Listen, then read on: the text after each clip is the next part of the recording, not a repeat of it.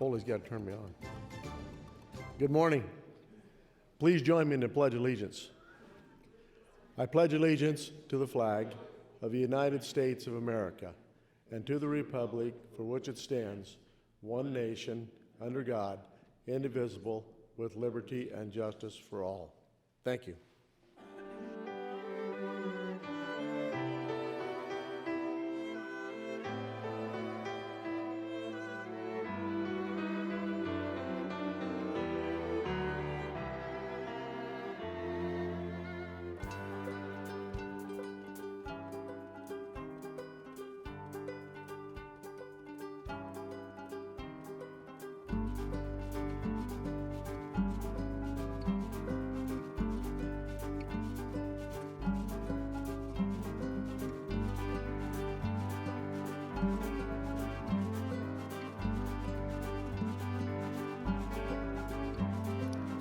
Good morning, ladies and gentlemen. Welcome to George W. Norris Legislative Chamber for the 81st day of the 106th Legislature First Session. Our chaplain for today is Chaplain Ben Stengel of the West Point Family Worship Center in Blair, Nebraska. Senator Ben Hansen's district. Please rise.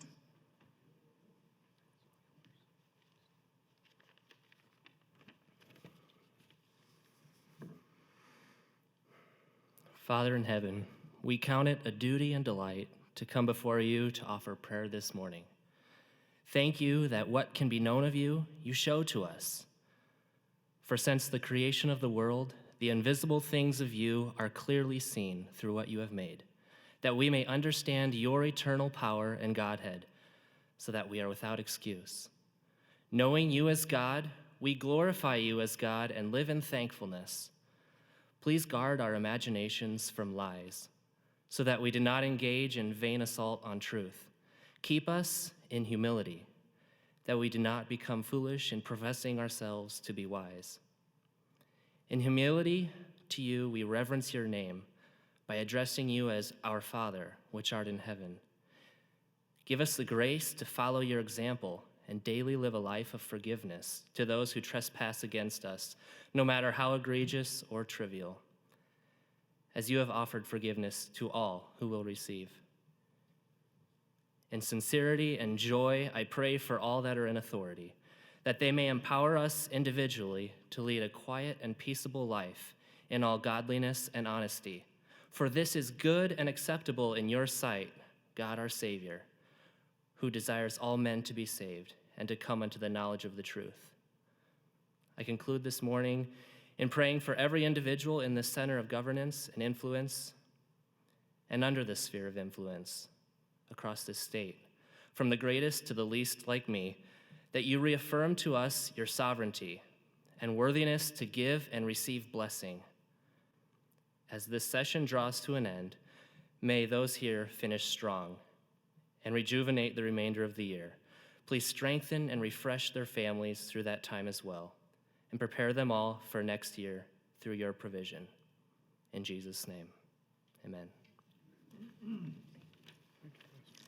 Thank you, Chaplain Stengel. I call to order the 81st day of the 106th Legislature First Session. Senators, please record your presence. Roll call.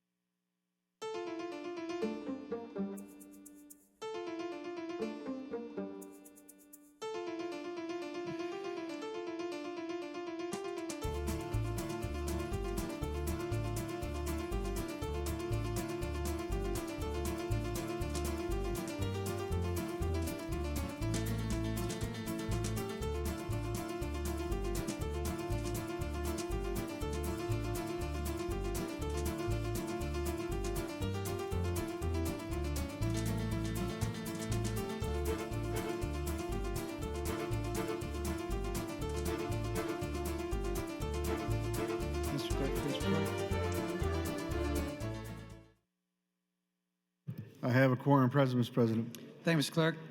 Are there any corrections for the journal? I have no corrections. Thank you, Mr. Clerk. Are there any items for the record? Mr. President, confirmation reports from the Retirement Systems Committee, 3 separate reports. Senator Brandt offers LR 254, Senator Kolowski 255. Those 2 resolutions will be laid over. That's all that I have, Mr. President. Thank you, Mr. Clerk. Members, Senator Geis announced a special guest visiting today. We have with us Miss Isabel Petit, who is a college student shadowing Senator Geis. Ms. Petit is with the student at the Texas Christian University, although she's originally from Lincoln. Ms. Petit is with us under the north balcony. Ms. Petit, please rise. We can welcome you to the Nebraska Legislature.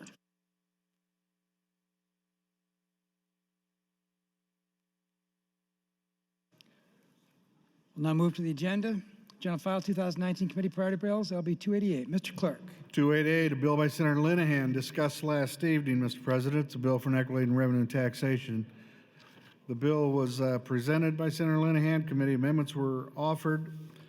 When the legislature left the issue pending was Senator Crawford's AM 1959 as an amendment to the committee amendments. Thank you, Mr. Clerk. Senator Linehan and Senator Crawford, if you'd like 2 minutes each just to refresh us, and then we'll jump right into the debate. Senator Linehan. Thank you, Mr. President. Good morning, colleagues. LB 288 is an effort to fix a couple of things in the tax code that the committee has worked on.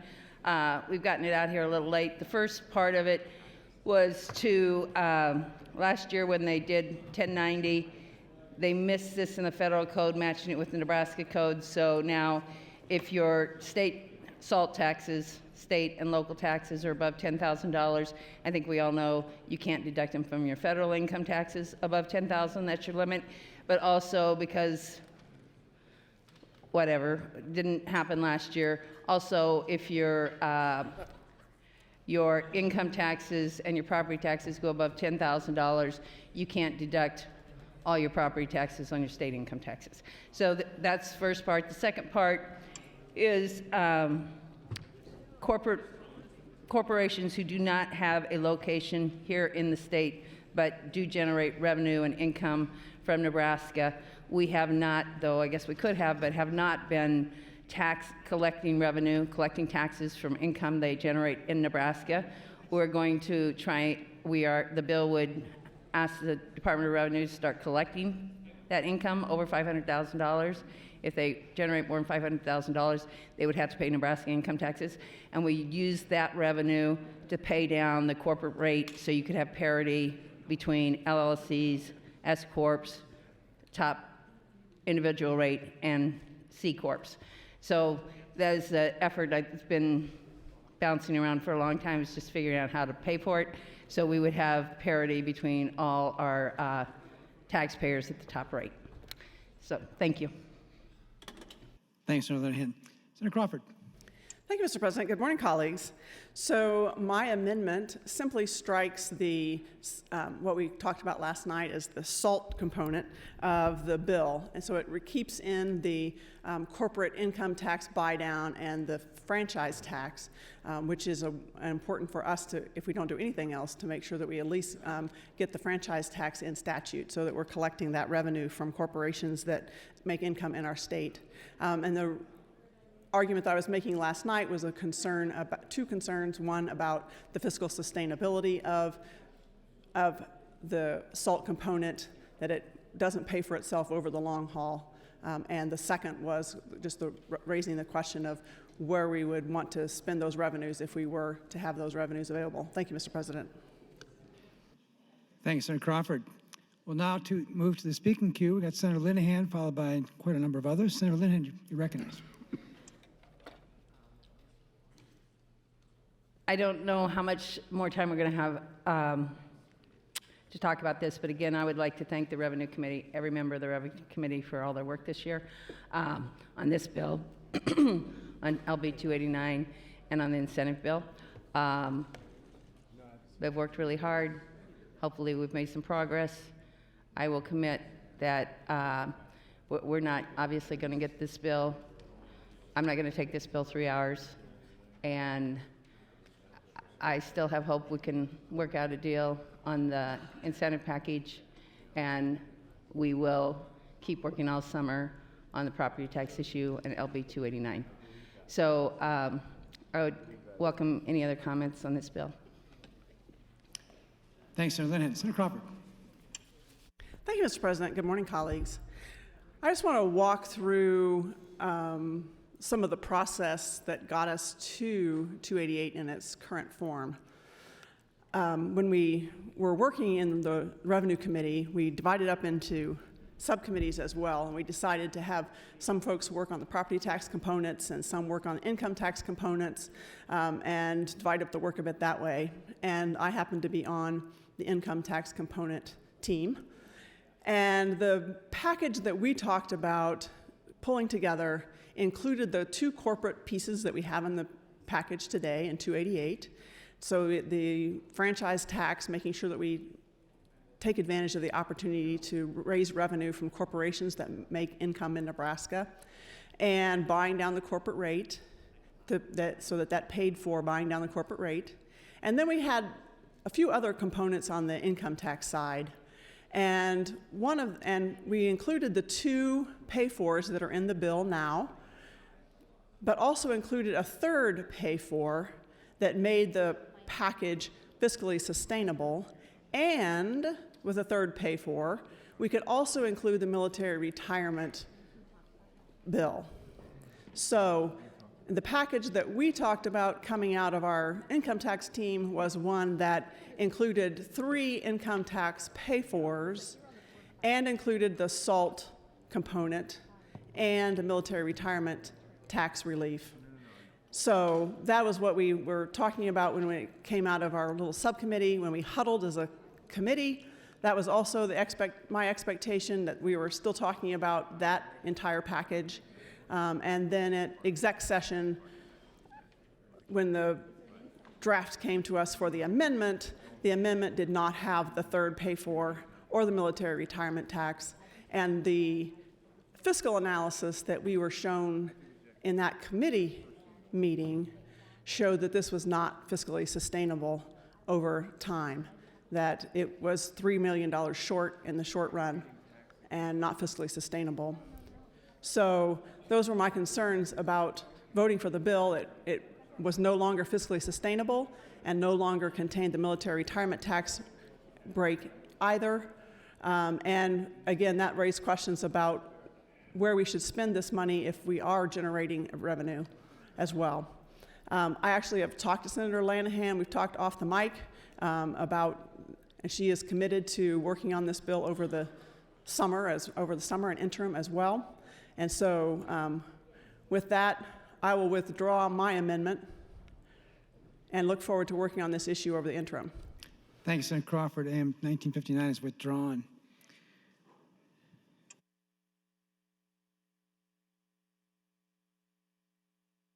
Continuing discussion. Senator Lindstrom. Thank you, Mr. President. Good morning, colleagues. First, I just would like to thank Senator Linehan and her work on, and the other members of the Revenue Committee. In 5 years, this is the first time that we really had a robust debate on a whole host of issues with regards to property tax, income tax, incentives. Oftentimes in the last couple of years, we haven't even been able to exec and get some of the things to the floor. So 288 was one of the things we did probably last in this equation. As I looked at it, we had the two parallel bills, property tax and the incentives going down the path, and this was one that we discussed in committee. Probably didn't have the expectation of getting it done this year, but it did provide for some good debate and some good talking. I think the members of the committee, again, I was one of the members tasked to look at the income tax portion of this, and I will remain committed over the interim, looking into next year and getting a resolution done. On the last day 80, I did put in a resolution, start looking at maybe a flat tax in comparison to some other states that do this, North Carolina being one that has updated some of their income tax provisions. One other aspect that I think will remain important, one thing we need to look at including into this, is Senator Brewer's LB 153 dealing with the military pensions. It kind of gets lost in the shuffle a little bit, but we're one of a handful of states that still taxes military pensions, still taxes Social Security income with other states around us. some being not taxing income tax, South Dakota, Wyoming. Iowa updated theirs in 2013. So as we talk about being competitive and reforming our tax code, this is not a one and done 720 property tax. This will be an ongoing discussion when next year and far into the future, long after we're all gone. So I just want to again thank the committee for allowing us to have the debate, and like I said, I will remain committed to working on this over the interim to make sure that we find a compromise and resolution. And with that, I would like to yield my time to Senator Linehan. Thank you, Mr. President. Thank you, Senator Lindstrom. Senator Linehan, 2 minutes 45. Thank you, Mr. President.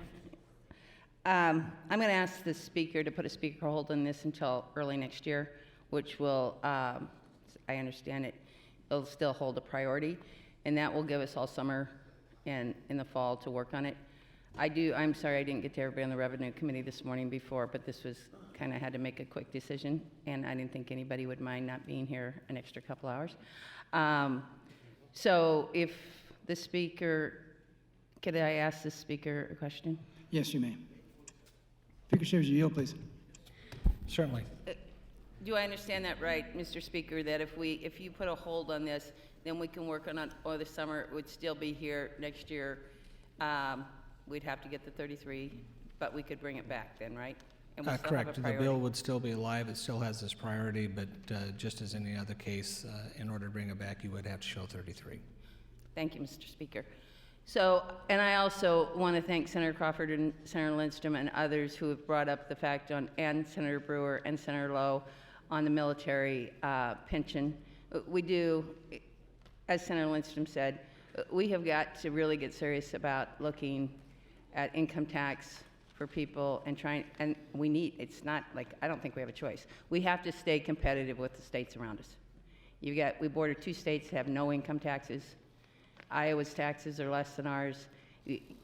In metro area, Omaha, Sarpy County, you literally have people, all they have to do is go over a bridge to lower their tax rates considerably.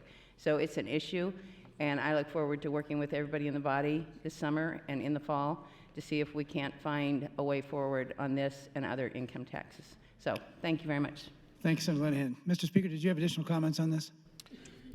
Just to clarify, Senator Linehan, you're asking for a speaker's hold? Yes, sir, I am. To facilitate that, Mr. President, I will put a speaker hold on 288 and we'll move on to the next item on the agenda. We'll move on to the next bill, which is LB 436. Mr. Clerk. Mr. President, Legislative Bill 436, introduced by Senator Matt Hansen. It's a bill for enacting the government to create the Complete Count Commission, provide powers and duties, and require reports. This bill was introduced on January 18th, referred to the Government, Military, and Veterans Affairs Committee. That committee placed the bill on general file with committee amendments.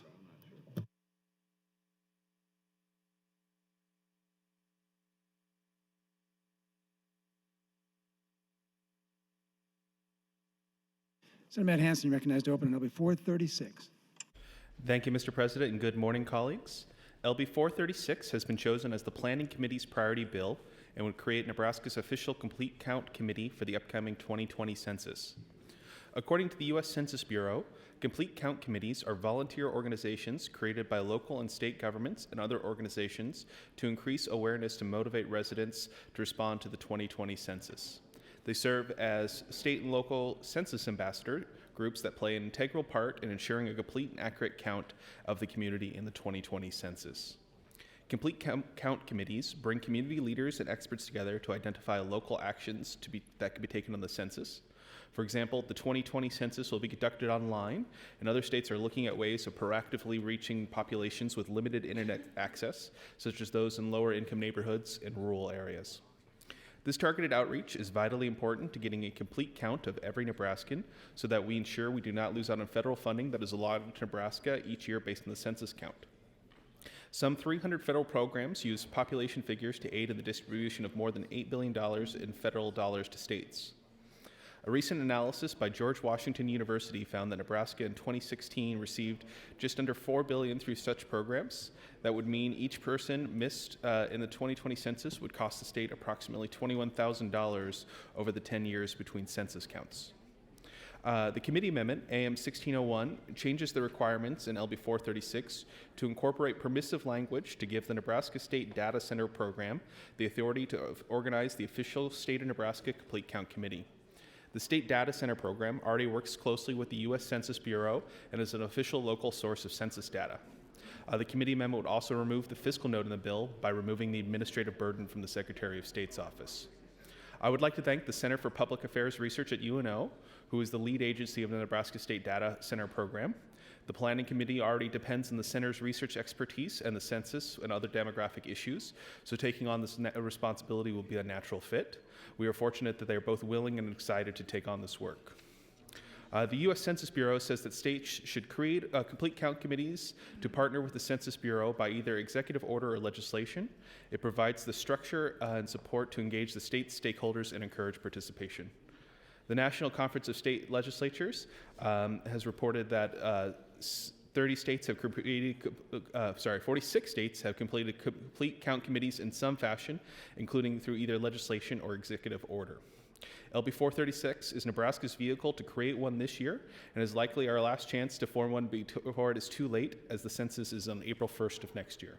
I would like to thank Senator Vargas for designating this as a priority bill of the Planning Committee, and I'd like to thank the Government Committee for working with me, including Senator Brewer and all members, to have this advancement committee unanimous. With that, I would ask for a green vote on both the committee amendment and LB 436.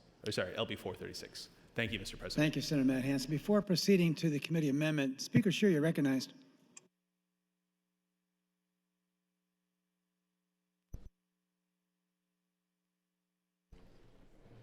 Thank you, Mr. President. Colleagues, I forgot to mention I do have to attend a funeral at 10 this morning, so I will be leaving in a little bit, and I'll be gone for about an hour, hour and a half.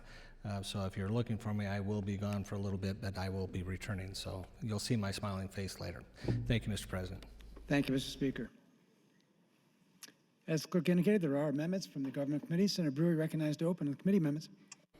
Thank you, Mr. President.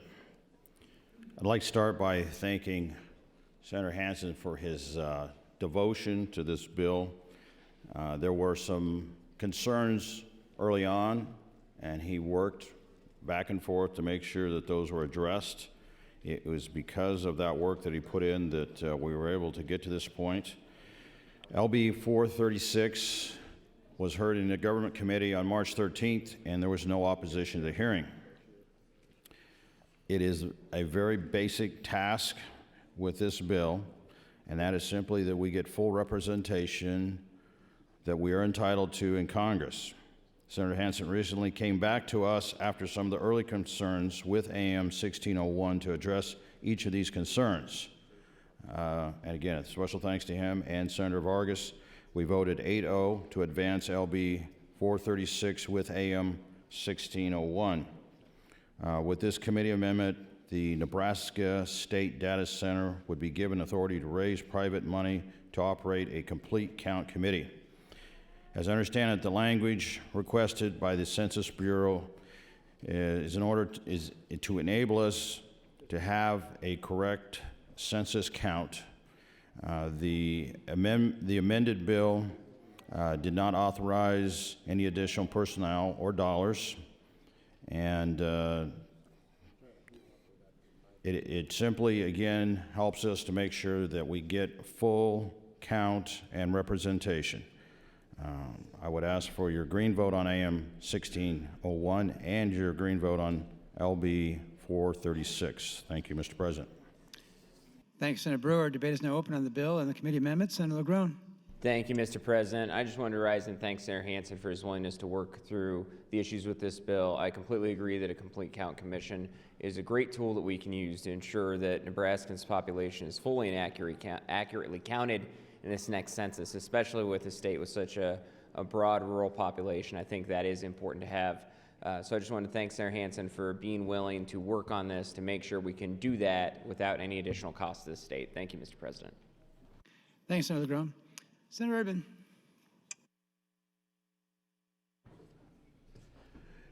Thank you, Lieutenant Governor. Any of you ever watch Game Day on Saturday? There's a guy named Lee Corso. And when it gets down to the end, he has his pen in his hand and he says, "Not so fast." Okay? Here's the deal.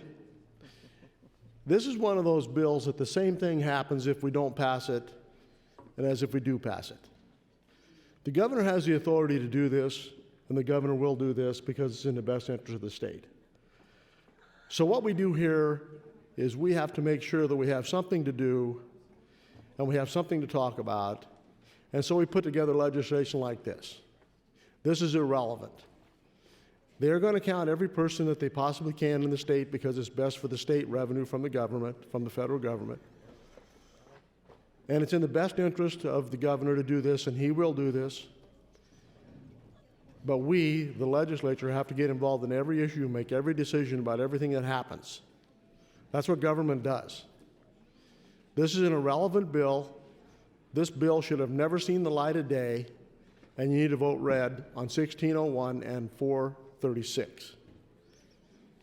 I don't know how much more clear and plain I can make it. This is irrelevant.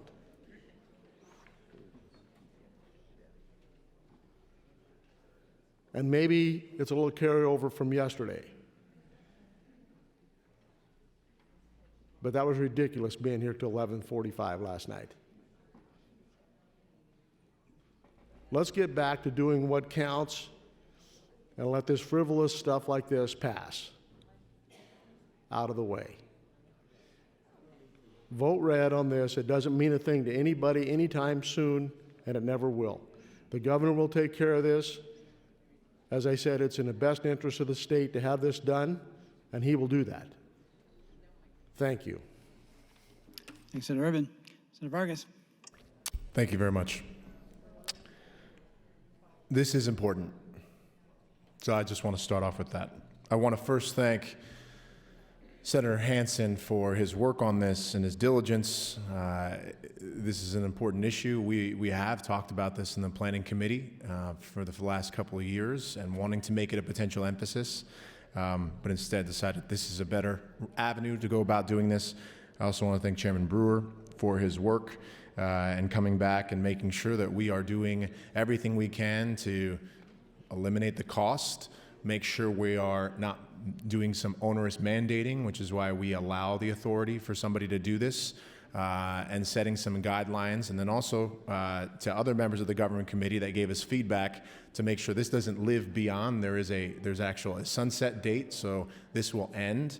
If we want to bring this again in 10 years when we have a census, and keep in mind we do this every 10 years, we would then have to come back again. All those things were done to make sure we get to the place where this is what I deem to be a very pragmatic thing for us to do given the urgency. So I want to take a little bit about this. I was happy to designate LB 436 as a Planning Committee priority bill. Now, for those of you that don't know, this committee has spent nearly a decade working with the Nebraska State Data Center to project long-term population trends for our state over the next 50 years so we can better plan to meet the needs of people across the state. And so we have a better understanding of what we can do to prepare our workforce to meet those needs. It is essential, not only for the work of the Planning Committee, but more importantly for the future of our state, to ensure that everyone who is living in Nebraska is counted for the 2020 census. It is essential. In order to meet the needs of future Nebraskans, we have to start planning now. We're actually behind the game. I think it's about 48 other states have already begun and have had some sort of count committee. If not everyone living in our state is counted in the 2020 census, it could have drastic implications on our state for decades to come. It's even particularly important given the floods that happened recently and given some of our scenarios in terms of revenue woes over the last several years. Nebraska receives just under $4 billion from data collected through 55 federal spending programs guided by data derived from the 2010 census. These are our taxpayer funds, making sure they come back to us to make sure they're meeting the needs of Nebraskans. Now let me run through some of the federal funding that we receive as a result of the 2010 census that I want to make sure we don't get back to us because we're paying for it. Over $1 billion in Medicaid funding, over $120 million in federal Pell Grant program, just under $8 million in block grants for the prevention and treatment of substance abuse, over $78 million in state children's health insurance program, over $320 million for highway planning and construction. I literally can go on, I won't, with each of the federal different funds that we receive from the census. However, and this gets a little bit to the point, if we do nothing, and we continue on, things will just work out the way they are. In 2010, we undercounted by about 1%, and we lost about $20 million. And that is a little bit of I actually think it's a little bit more. This is a pretty conservative estimate that we lost about $20 million by undercounting. I don't want to lose out on $20 million that's taxpayer funds that can make sure to cover and reduce our potential over-reliance on the general fund. In FY 2015, it was estimated that each person missed in the 2010 census resulted in a loss of $1,091. Colleagues, doing nothing is not the best option because every other state, and this is the competitive, every other state is doing more. And so they're becoming more competitive, and that will drive us to then potentially not get as much representation. So this is $1 million in federal funding that can go to SNAP, water and waste disposal systems for rural communities, and I can go on. We need to join the over 40 states that have a complete count commissions to stay competitive with them for federal funding and ensure that every Nebraska is counted in the 2020 census. I urge your adoption of Amendment 1601, LB 436. This came out 8-0. It has no fiscal note. We provide the authority for an entity to do it. It's an authority we already work with. It will sunset, and it's sunset in language. Let's move on.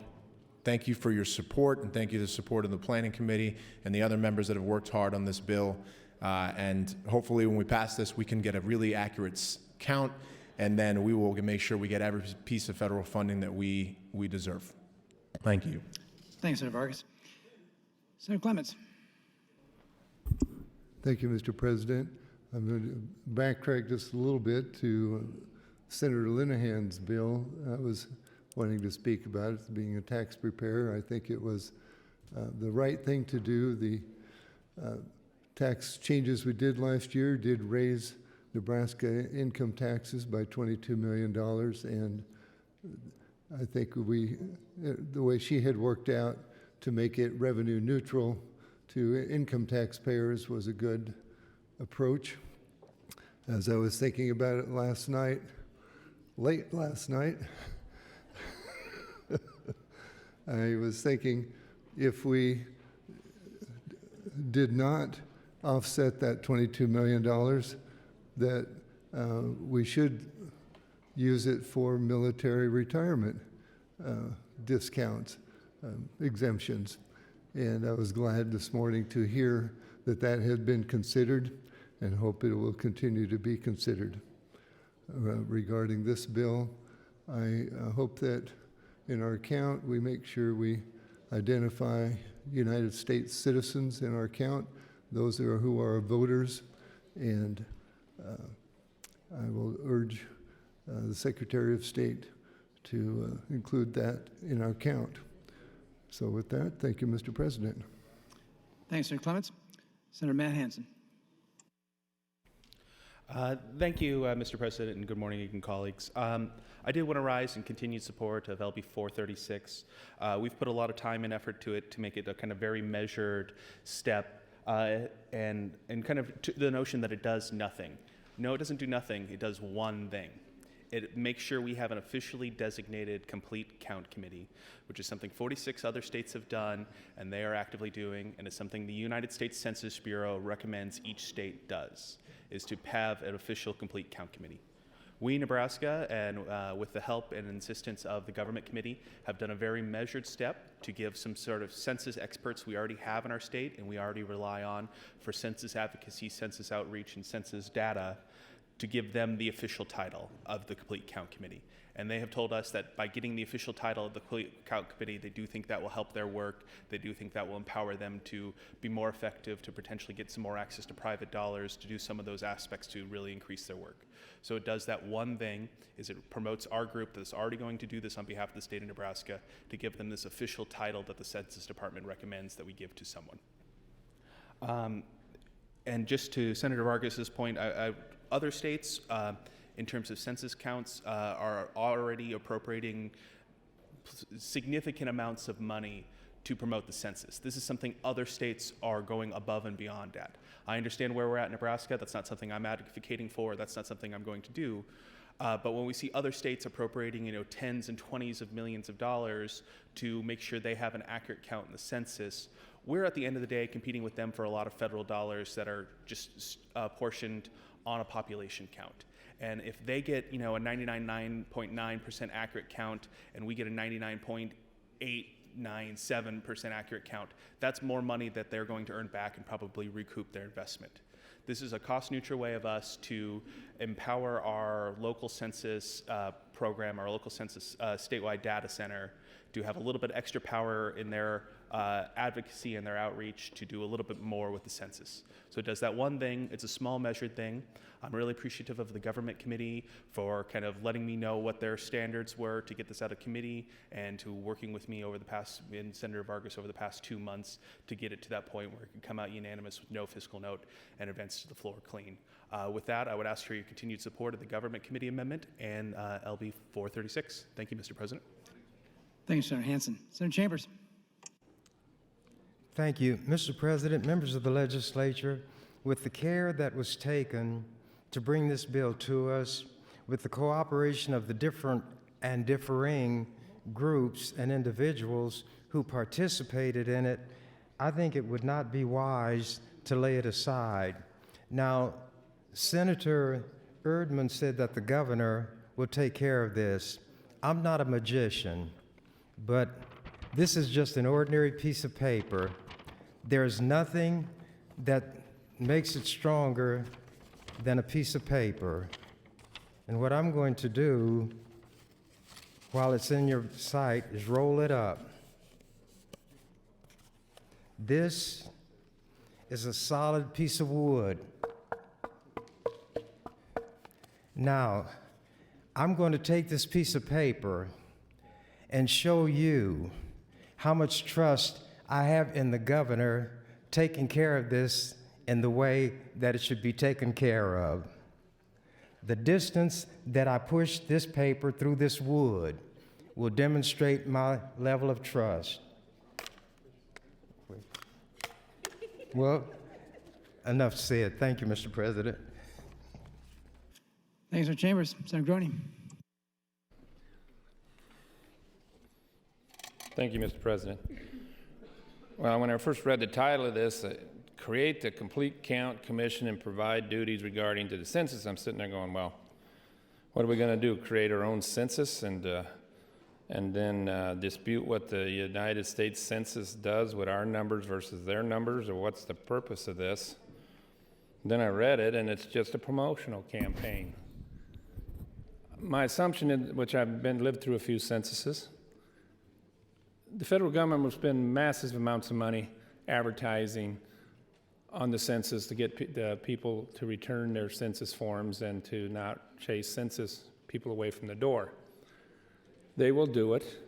I understand the Secretary of State already gets some money from the U.S. Census Bureau to promote census participation.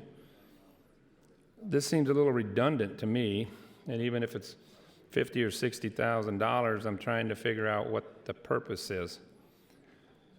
Get ready for a lot of federal ads on TV about the census. This is a promotional campaign. And we have, well, Senator Moorfield has a group about voters' rights, I think, and I'm sure he'll be out promoting it, and then that's what he should do.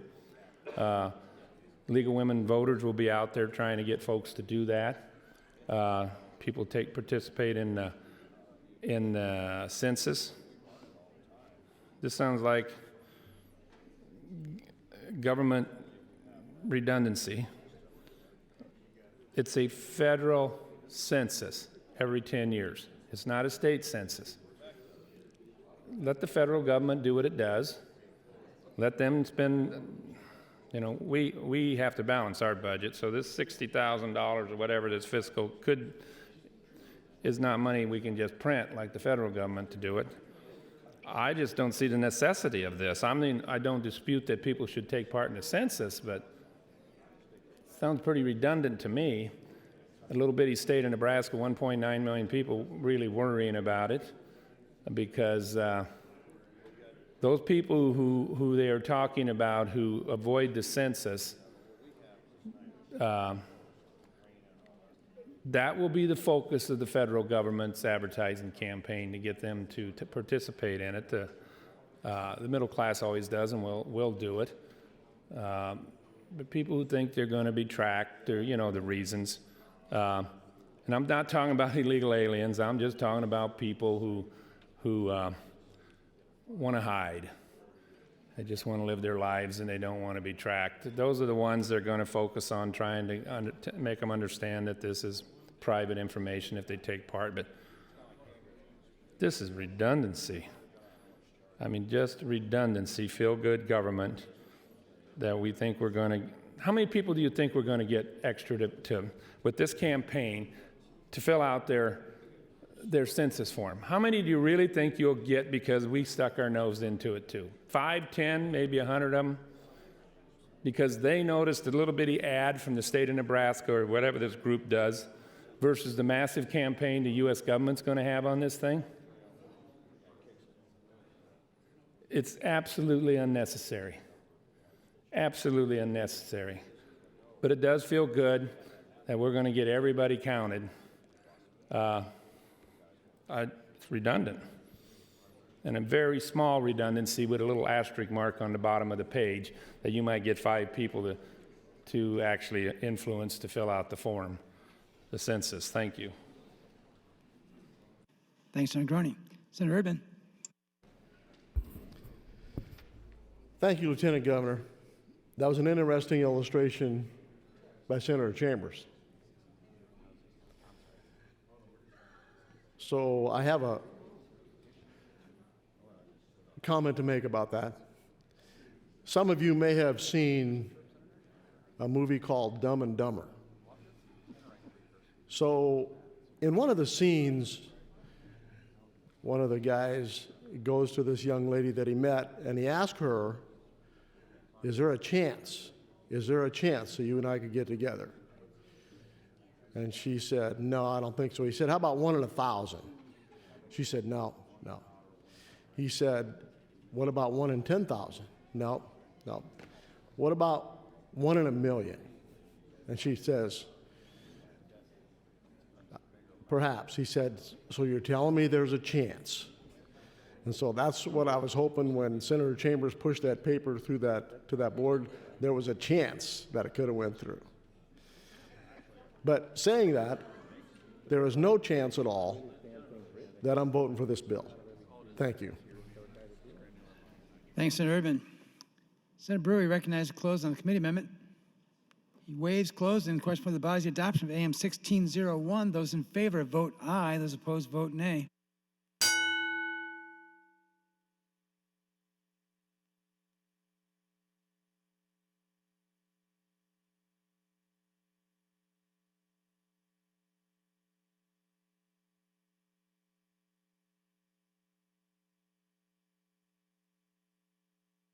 Have you all voted here too?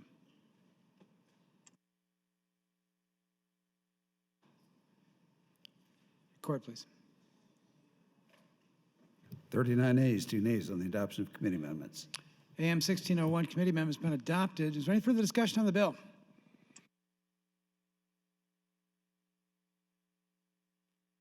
I see none. Senator Matt Hansen recognized to close. Thank you, Mr. President. I'll just close real briefly. I want to thank the body for their adoption of the committee amendment. I actually thought this bill was a really good example of how our committee process could work and would work. After the hearing, I let the committee know this was going to be a priority of mine, something I wanted to advance this year, and kind of took their temperature, got their perspective of it. And each member of the committee let me know what they needed to see in the bill. Each member of the committee let me know what I needed to do. And it took a little while, and it took a lot of trips to bill drafting and to fiscal office and do it. But we got to a point where the committee amendment now removes the fiscal note. It's permissive language to give our already designated census experts a little extra power and a little extra authority.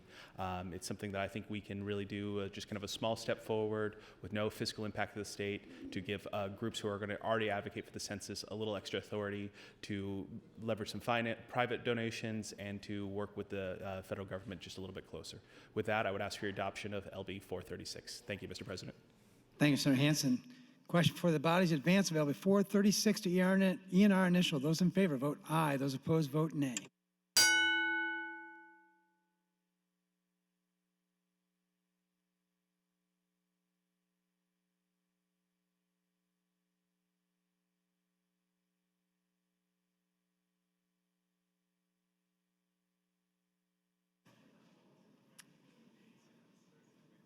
Have you all voted care to? Record, please. 39 ayes, 2 nays on the motion to advance the bill, Mr. President.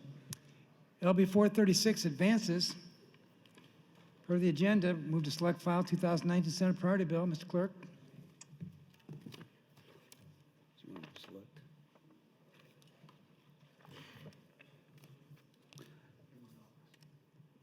Mr. President, Legislative Bill 209, the bill does have ENR amendments.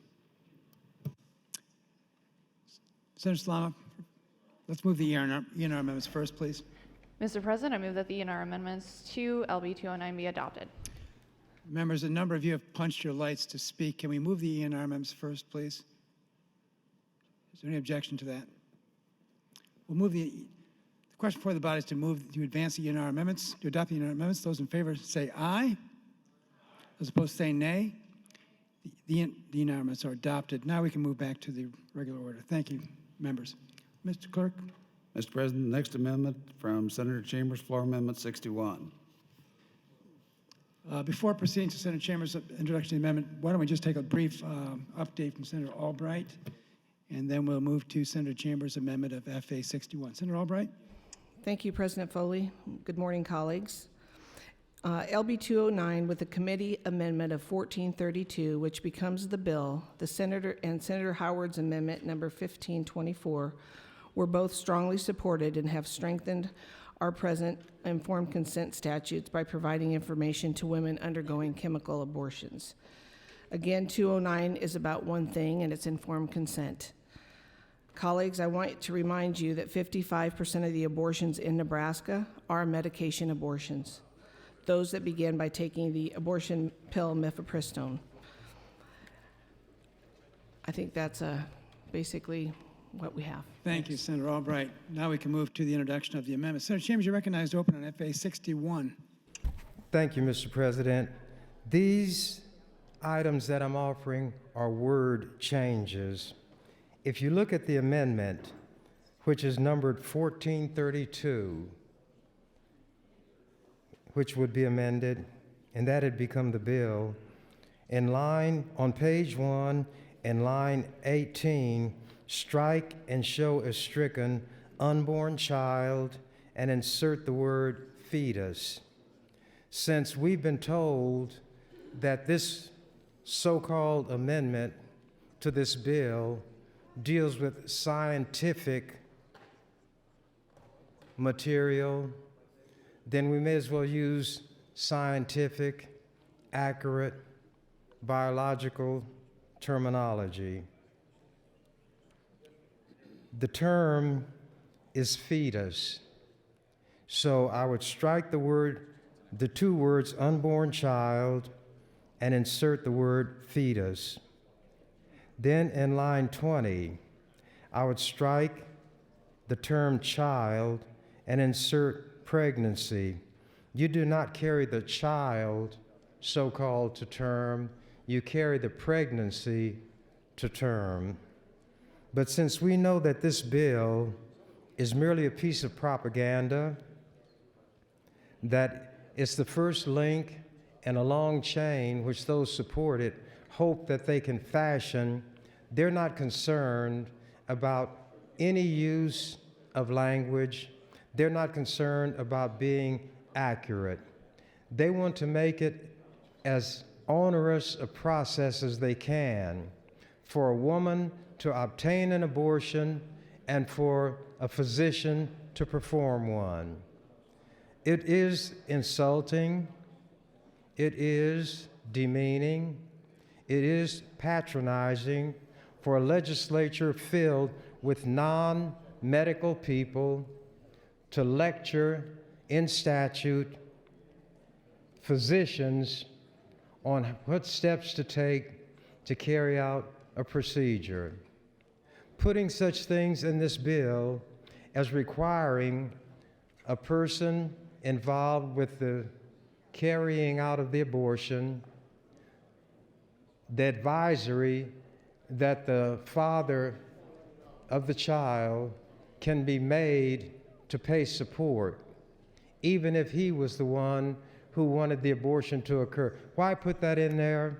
I think this is one of the worst pieces of claptrap that has been brought by these so-called and misnamed pro-life people. They are not pro-life in any sense of the word. They support the death penalty. They are not supportive of programs that will minister to the mentally disabled, or to the physically disabled, or to the elderly who are impoverished. They don't care about life. They couldn't care less. This is strictly propaganda of the worst kind and the lowest order. It demeans women and gives the impression that a woman takes no more thought about deciding to have an abortion than she would take to decide what brooch or necklace she's going to wear with a one-piece sheath blue dress. What should I wear with this blue dress? Should I wear something red as a necklace, then something white as a bracelet? Then I can be a walking flag. Women are complicit in some of this demeaning of women because they have no self-respect anyway. They have been dictated to, they have been commissioned by, and they're accustomed to jumping to carry out the orders of males. When you look at all of this trashy, crazy legislation, so crazy that a demented man like President Trump sees problems with it. Women played a heavy-handed role. In one of those backward states, it was a female who wrote the legislation. She didn't write it. It was put together and she signed it, as happens in this place. An elderly female who was elected governor signed the legislation. So women have been co-opted.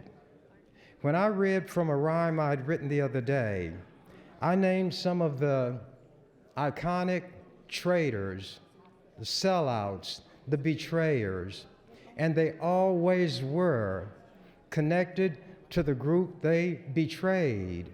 Were that not the case, they couldn't be called a traitor or a betrayer. If you are a traitor, you're violating the allegiance that you owe to your government, people say. But you don't owe allegiance to a government. You don't owe allegiance to a flag. It is a country, the principles that it stands for, and things of that nature. So when you look at the slipshod language, not only in the bill that Senator Albright brought to us, but that exists in statute now, it provides a low point in legislating. If it were presented to a class of, let's say, 9th grade kids, the first year of high school, and they understand grammar, and they were told to grade it, it would get a failing grade. The language is bunglesome. They don't know the difference between, well, I won't go into that because they're the ones for whom my words are intended, but they wouldn't understand them any better than they understand what they're presenting to us. Will this bill pass? No question about it. It's just like the Nazi propaganda when the people saw Hitler raise his hand and act like he's swatting a fly. They would do the same thing. They would extend the arm with the fingers mashed together, hand like an extension of the arm, and if they were to say Heil Hitler, they said it all in unison. So-called pro-lifers march in lockstep when it comes to a zygote, an embryo, or a fetus. But some of the loudest yahoos on this floor who support this kind of trash legislation are the same ones who are opposed to bills that have been before us that would recognize the humanity of fully grown, fully developed human beings. The SNAP provision that would have helped people who were released from prison get a foot on the ground was defeated. And that was defeated in the worst way. There were 4 senators. Among the 4 of them had either voted for that to get it out of committee or had worked to fashion what they called a compromise, but which was really a shell game and a con that was worked on Senator Hunt. And they didn't vote for it when time came to vote.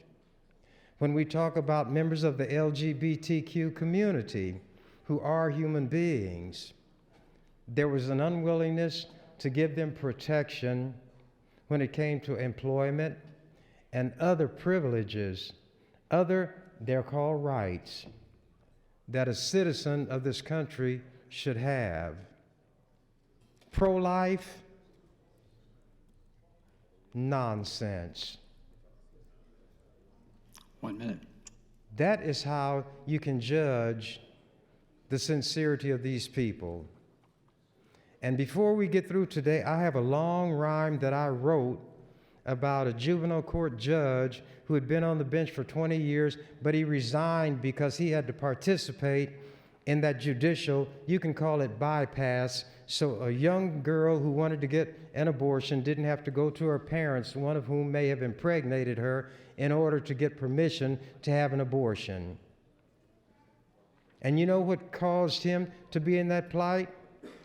The so-called pro-life people on the floor of the legislature. And they considered this judge one of theirs because he was supposedly pro-life also.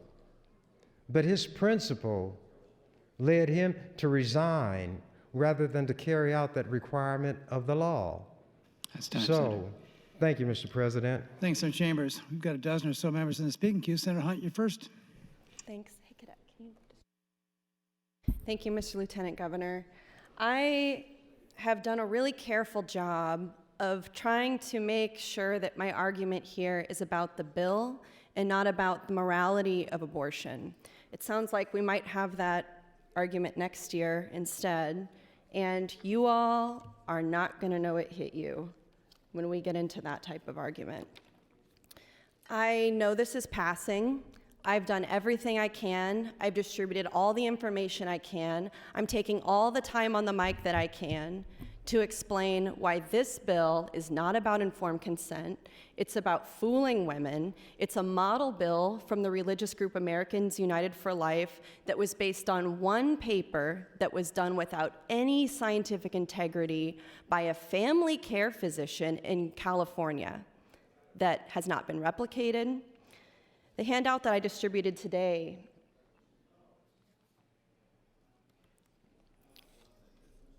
explains that clearly, that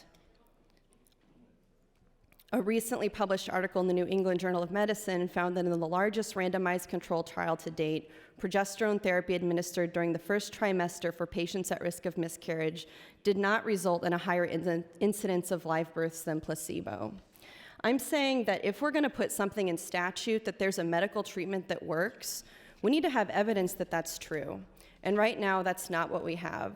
So what this bill would do is put into statute that instead of these women who may regret their abortions, who may, want to change their mind about that, who I care about very much, who I have huge compassion for, I think all of us share that, that they're going to be referred to a list of clinicians. So what's the list of clinicians? Well, we asked DHHS, and they told us that it would be a list of clinicians recommended by this organization called Abortion Pill Rescue. So what's Abortion Pill Rescue? It's a religious organization, so that means that if we pass this bill, our state will be sending patients to a religious organization, so that's a problem legally.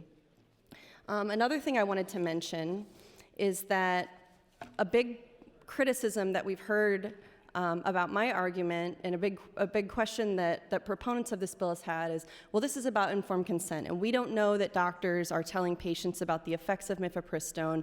We don't know if we're telling them what's going to happen if they don't take misoprostol. All of us, medical experts in here really think that we know best for patients, and all these doctors who go through all this training, and they provide one of the most controversial medical procedure in the world, that they're not closely watched and closely monitored and totally doing this procedure legally and safely. I also received a letter from abortionclinics.org, and they're based in Bellevue, and they perform about 40 to 50% of the abortions in Nebraska. And they wrote a letter stating that all of their patients are given all the information about what will happen if they don't take the second pill, which is that they may continue the pregnancy. So once again, we see that there's just no evidence to support what we're putting into statute with this bill. I also want to read from I have the committee transcript here from when this bill was heard in judiciary.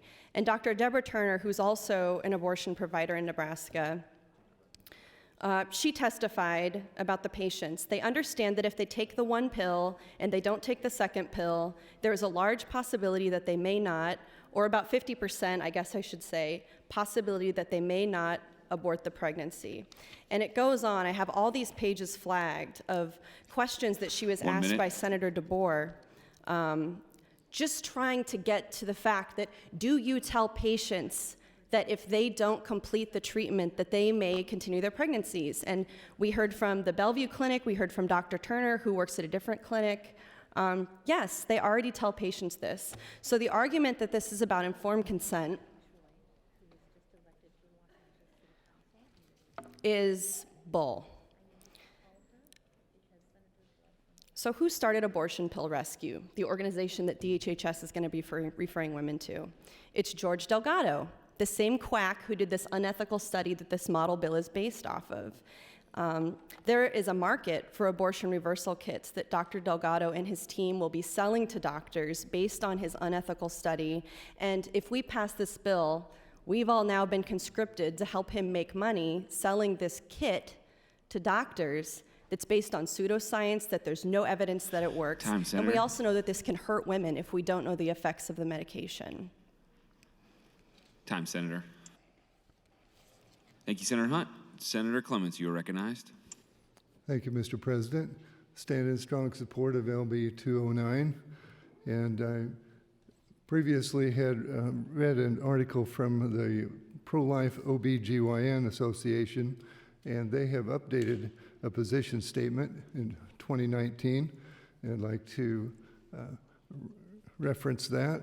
It references 6 medical papers that have recently been done, and it says some women change their mind about abortion after taking the first drug of the abortion regimen. For those women, Abortion Pill Rescue offers a medically sound choice to attempt to reverse the effects of mifepristone and save their baby. The American Association of Pro-Life Obstetricians and Gynecologists strongly supports efforts to require all women presenting for abortion to be given information about abortion pill reversal as part of informed consent prior to abortion. They go into the biological background. The most accurate study to date of 42,000 women demonstrated a 4 times higher rate of serious complications from chemical abortions as compared to surgical abortion. The further along in pregnancy a woman is when she attempts a chemical abortion, the higher the complication rate. During the development of Mifeprex, the mifepristone brand name, it was clearly demonstrated that Mifeprex is a reversible blocker of progesterone. That means that if one blocks progesterone with Mifeprex, the Mifeprex blockade can be overcome by administering more natural progesterone, which kicks the Mifeprex off of the progesterone receptor and nullifies the effects of Mifeprex blockade. This is the same scientific principle which is behind the use of an antitoxin for poisoning. If a poison acts by blocking a certain biological receptor, and if the administration of another medication will remove the poison from the receptor, then it is clear that the antidote for the poisoning is to administer the drug which will remove the poison from the receptor. In the case of mifeprex, the poison, the specific antidote is the natural hormone progesterone, which removes mifeprex from the progesterone receptor. By giving a woman progesterone, the mifeprex abortion can be stopped, and the chances of the baby surviving increase from 25% to 68%. For women who change their mind after starting a chemical abortion, the administration of progesterone can give her a real hope of saving her unborn child. To date, there does not appear to be any risk of birth defects to the unborn child from abortion pill reversal. And abortion pill reversal offers another reproductive choice for women facing the abortion decision. The short time available to rescue the baby, this is me talking now, that's the end of the article. The short time available to rescue the baby makes early information extremely important. The informed consent in this bill is good medical practice. A woman should not have to find out later she could have continued her pregnancy if she had been told it was possible. I know a woman who took the abortion pills around 10 years ago. Since then, she's indicated her regret of that choice. This protocol was not known by her at that time. I wish she had been given this information. 1 minute. To give her a chance to change her mind to save her unborn child. Thank you, Mr. President. Thank you, Senator Clement. Senator Bostelman, you are recognized. Thank you, Mr. President. I want to read a story from Dre. It said, I found out I was pregnant shortly after ending a 9-year relationship. My ex wanted nothing to do with the child and suggested an abortion was as the best option. I never really identified myself as pro-life or pro-choice. I didn't want my child to grow up without a father, or worse, one that resented her. I also knew I wouldn't be able to live with myself going through with an abortion. However, the abortion pill seemed like an alternative I could live with. So we agreed that was the best option. He gave me half the money, and I made an appointment for later that week, my 7th week of pregnancy. At my appointment, I cried and cried while filling out all the paperwork and thought about leaving several times, but I was scared. Scared to tell my ex I didn't go through with it, scared to be a single parent, and scared to just end someone's life. They brought me back to confirm pregnancy and asked if I wanted to see the sonogram. Much like the rest of the office, our equipment was archaic. I could see my uterus and dot that was supposed to be my baby, but it was a very grainy image. I went back to wait for my consultation. By this point, I could only back my tears. I couldn't hold back my tears any longer. The woman who did my consult was likely the most compassionate person in the building. She went through a checklist with me, then stopped and said, "Honey, you don't seem sure about this. You have a couple weeks before the abortion pill was no longer an option. Why don't you take some time and think about it?" And then she handed me an abortion brochure. She also reiterated that once I took the first pill, there was no changing my mind, otherwise I would have a dead fetus inside me. I agreed a few more days would be good. As I went to the reception desk to reschedule, the receptionist advised against it. She said I'd already been in the office for hours and almost finished. If I came back, I'd have to go through the entire process all over again. Mentally, I was exhausted. So I went back, signed the release forms, and paid and waited to see the doctor with tears in my eyes. Once I got into the exam room, he explained the process. Again, reiterating, once I take the first pill, it cannot be undone. He asked me if I was sure this is what I wanted. Then he gave me something for nausea, so I wouldn't throw up the pill so I wouldn't throw the pill up as well as an antibiotic. I took the mifepristone. They gave me 2 prescriptions and 4 misoprostol tablets I was supposed to take on Sunday evening to complete the procedure. For the next 2 days, I reflected on what I was actually doing and Googled to find out what would happen if I didn't take the misoprostol, or if other women who took the abortion pill were able to continue the pregnancy. That's when I came across the abortion pill reversal, the APR hotline. Late Sunday afternoon, about an hour before I was supposed to take the misoprostol, I called the APR hotline. I left a message and left it in God's hands. If someone called me back before I took the pills, it was meant to be. Shortly after the phone rang, it was Debbie from the hotline. She explained to me that as long as I'd only taken the mifepristone, there was hope. She connected me with a doctor in my area who could start the protocol. A couple hours later, almost 50 hours after I had taken the mifepristone, I took my first dose of progesterone. The next day, I went to confirm the baby was still attached, and she was. I ended up delivering a healthy baby girl at 37 weeks. I am grateful to say my daughter is a happy, vibrant 14-week-old, and calling the APR hotline was the best thing I ever did. Thank you, Mr. President. Thank you, Senator Bostelman. Senator Lowe. Thank you, Mr. President. I'd like to yield my time to Senator Albright. Senator Albright, 5 minutes. Thank you, Speaker Hilgers. And thank you, Senator Lowe.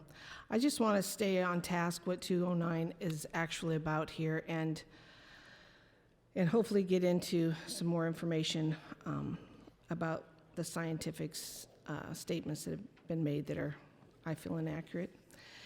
LB 209, as amended, requires that a woman be told that mifepristone alone is not always effective in ending a pregnancy. You may still have a viable pregnancy after taking mifepristone. You can change your mind if you want to continue a pregnancy after taking mifepristone. Information on finding the immediate medical assistance is available on the website of the Nebraska Department of Health and Human Services. All of these statements are medically and factually accurate. LB 209 is one thing. It's about informed consent. There is nothing in this bill that restricts abortion in any way. Saying that LB 209 stigmatizes and restricts abortion is not only untrue, it's irresponsible. As amended, 209 only requires abortionists to inform patients that mifepristone alone is not always effective in ending a pregnancy. You may still have a viable pregnancy after taking mifepristone. This is entirely factual information that women deserve to know. I worked with local organizations to craft this bill specific to Nebraska's existing informed consent statutory framework for abortion. Suggesting that this bill is exposing the state to costly legal liability is nothing more than a scare tactic. 8 states now have similar laws: Arizona, Arkansas, South Dakota, Utah, Idaho, North Dakota, Kentucky, and Oklahoma, including 3 in the 8th Circuit: Arkansas, South Dakota, and North Dakota. Of those states in the 8th Circuit, their laws have been challenged in court 0 times. Arkansas's bill, which has an even stronger language than LB 209, was passed in 2015 and in 4 years had led to no legal challenges. In response to the Issues in Law and Medicine, as a peer-reviewed professional journal published in dozens of countries, it has been cited in 2 U.S. Supreme Court opinions, 7 state Supreme Court opinions, and at least 14 state and federal court appeals, and more than 1,100 law review articles.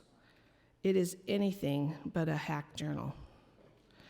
Your attacks seem to be directed at an earlier study which was no more than a collection of anecdotes involving 6 women from 2012, which is not the relevant study for this conversation. The relevant study for this conversation is Dr. Delgado's 2018 study, which involved 754 women and was reviewed and approved by an institutional review board. LB 209 has broad support, including from doctors and nurses in the state of Nebraska. It gives women hope and control over their own medical treatment. When a woman goes in for an abortion, as with any type of intervention involving medical professionals, she deserves to know the risks, the benefits, and the alternatives available to her. LB 209 does not mandate treatment or require physicians to give their patients inaccurate information. It informs women of all their options so that they can make their own choice. LB 209 would require that a physician provide all relevant information to a woman who is contemplating whether to abort her unborn child, including the information she will need to get help if she changes her mind. Thank you. Thank you, Senator Albright and Senator Lowe. Senator Kavanaugh, you are recognized. Thank you, Mr. President. I'd like to reiterate that when we talked about this on general file, that I very much appreciate that this is a labor of love for Senator Albright.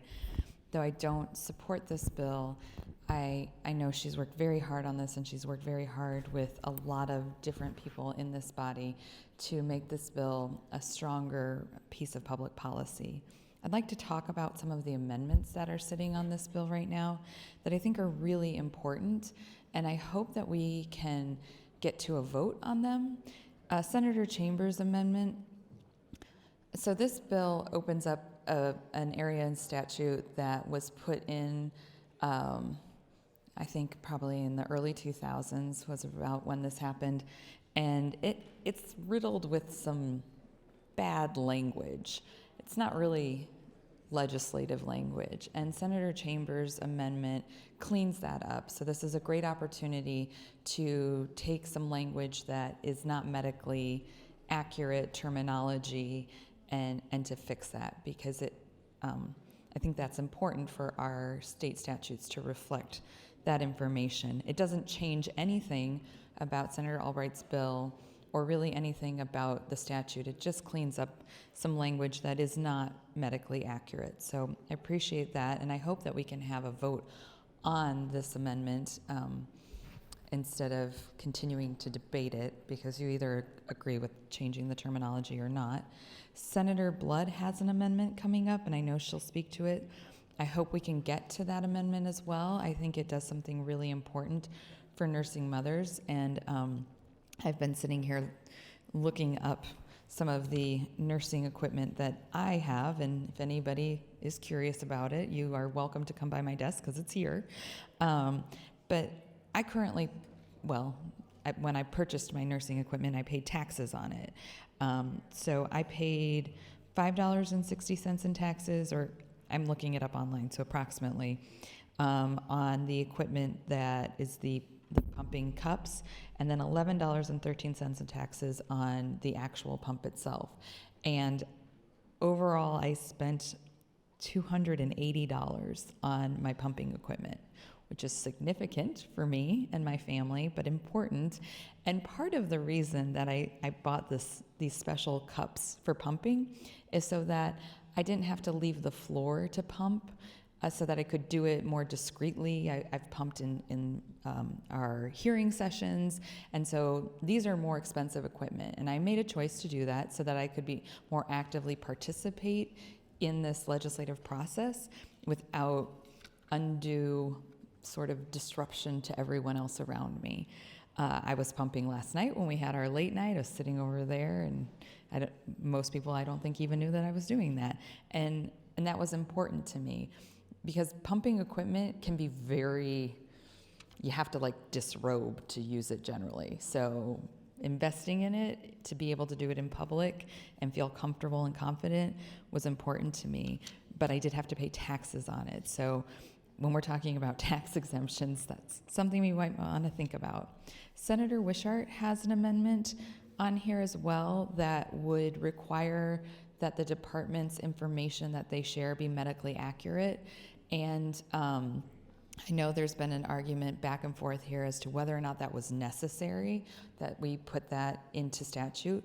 And I would argue that while I don't believe that this bill is necessary because the doctors already give informed consent, thank you, to their patients, if we're going to be this prescribed of what doctors communicate to their patients, it should be equitable, and we should be this prescribed in what the department communicates to women as well. And so I'd just like to see us get to these amendments to vote on them one way or the other.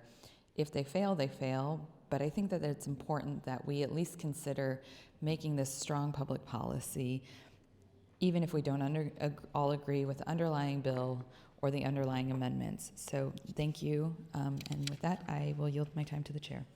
Thank you, Senator Kavanaugh. Senator Chambers.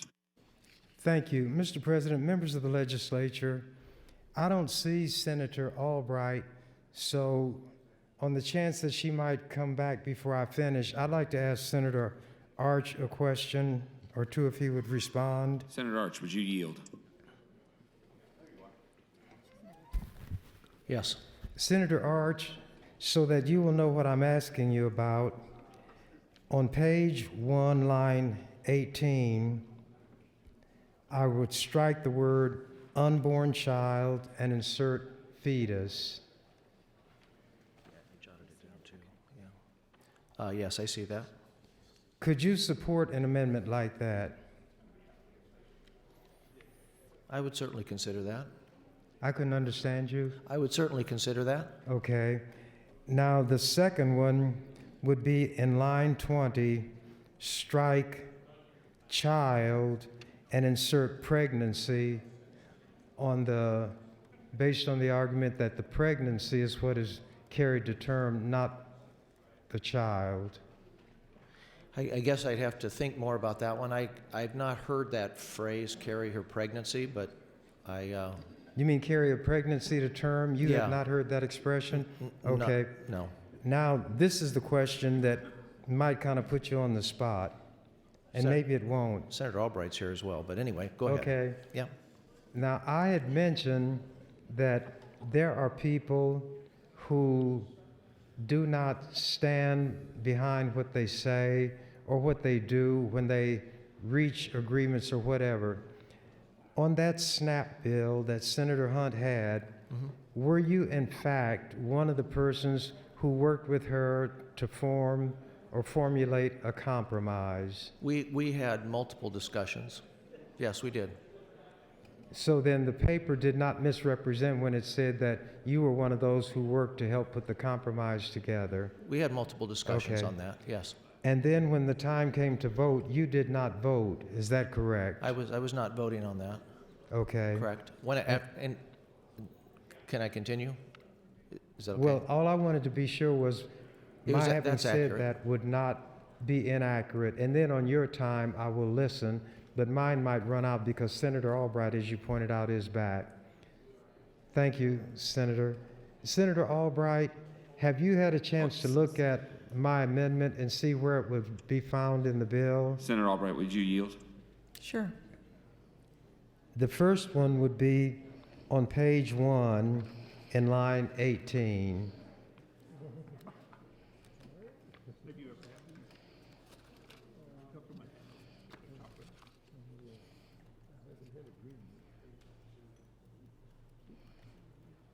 Do you have it?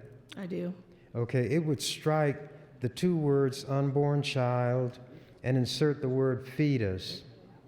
Could you support that amendment? I like it just the way it's written. So no, I would not support it. I couldn't quite understand you. I said I like it the way it's written. The way Okay, it's so in- you would not support the amendment, in other words? No, sir.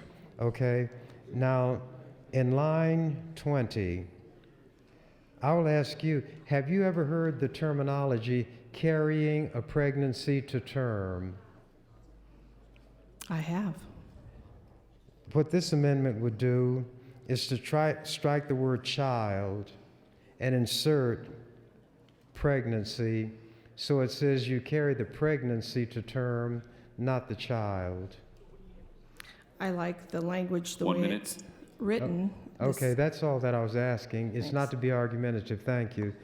Members, this shows how shaky they are because the terms that I am offering are medically and scientifically, biologically accurate. They are correct. But Senator Albright did mention that they had worked with local groups, and those are the groups that want to put ideology into the statute. They want to turn a piece of legislation into a propaganda piece. For those who've been around any period of time, and if they had paid attention, I've offered changes in wording in statutes that have nothing to do with abortion or any of the propaganda type presentations. And in those instances, thank you, Mr. President. Thank you, Senator Chambers, Senator Albright, and Senator Arch. Senator Slama, you are recognized. Thank you, Mr. President. And good morning, colleagues. I appreciate that we're having another extended debate on LB 209. I'd like to first reiterate that this is neither a propaganda piece nor us forcing our ideology upon Nebraskans. This bill, with the committee amendment, says merely, research indicates that mifepristone alone is not always effective in ending a pregnancy. You may still have a viable pregnancy after taking mifepristone. These are all backed by science, folks. All of these statements. If you change your mind and want to continue your pregnancy after taking mifepristone, information on finding immediate medical assistance is available on the website of the Department of Health and Human Services. This is an informed consent bill. End of story. But now I'd like to get into the 2017 statistical report on abortions in Nebraska, just to bring to light how many Nebraskans we lose each year to abortion. So I'll start out in the year 2000, where 4,178 abortions occurred. In 2001, 3,982 abortions occurred. In 2002, 3,775 abortions occurred. In 2003, 3,990 abortions occurred. In 2004, 3,584 abortions took place. In 2005, 3,173 abortions took place. In 2006, 2,927 abortions took place. In 2007, 2,481 abortions took place. In 2008, 2,813 abortions took place. In 2009, 2,551 abortions took place. In 2010, 2,464 abortions took place. In 2011, 2,372 abortions took place. In 2012, 2,299 abortions took place. In 2013, 2,177 abortions took place. In 2014, 2,270 abortions took place. In 2015, 2,004 abortions took place. In 2016, 1,907 abortions took place. And in 2017, the last year for which these statistics are available as of yet, 1,958 abortions took place. If you're wondering what that adds up to, in the years of 2000 to 2017, we lost a potential population increase of 50,905 Nebraskans to abortions. Now, there are different reasons for these abortions taking place, but just to put 50,905 lives into perspective, that equates to the 5th largest county in the state of Nebraska. Douglas County has a population of around 550,000, according to the 2010 Nebraska census statistics. Lancaster County has a population of 306,000 people. Sarpy County has a population of 175,000 people. Hall County has a population of 61,000 people. Those are the only 4 counties in Nebraska that have a larger population than the number of children that went unborn because of abortion in Nebraska between the years of 2000 and 2017. 50,905 abortions were conducted between 2000 and 2017. 50,905 lives were lost to abortion in a 17-year time span. Thank you, Mr. President. Thank you, Senator Slama. Senator Panting Brooks, you are recognized. Thank you, Mr. President. I just want to quote Ruth Bader Ginsburg, who said, "The decision of whether or not to bear a child is central to a woman's life, well-being, and dignity. When the government makes the decision for her, she has been treated as less than a full adult, responsible for her own choices." I am so concerned about what we continue to do, how we continue to thwart what is required and suggested within the book that guides my faith, the Bible. When we're supposed to deal with prisoners, immigrants, refugees, the poor, sick people, widows, all of those are specifically mentioned within the Bible. But boy, the minute we get to prison reform, Medicaid expansion, SNAP benefits, low-income housing, the earned income tax credit, well, we can give people 3% increase, but under the 529s, we're going to give employers 25% tax credit because, you know, to heck with the poor. Juvenile justice issues, all of these things that have to do with direct mandates within my book of faith, every single one of those issues meets a barrier. Every single one of those issues of taking care of the poor. Over 2,000 verses about taking care of the poor. How about LGBTQ? How many times is that mentioned?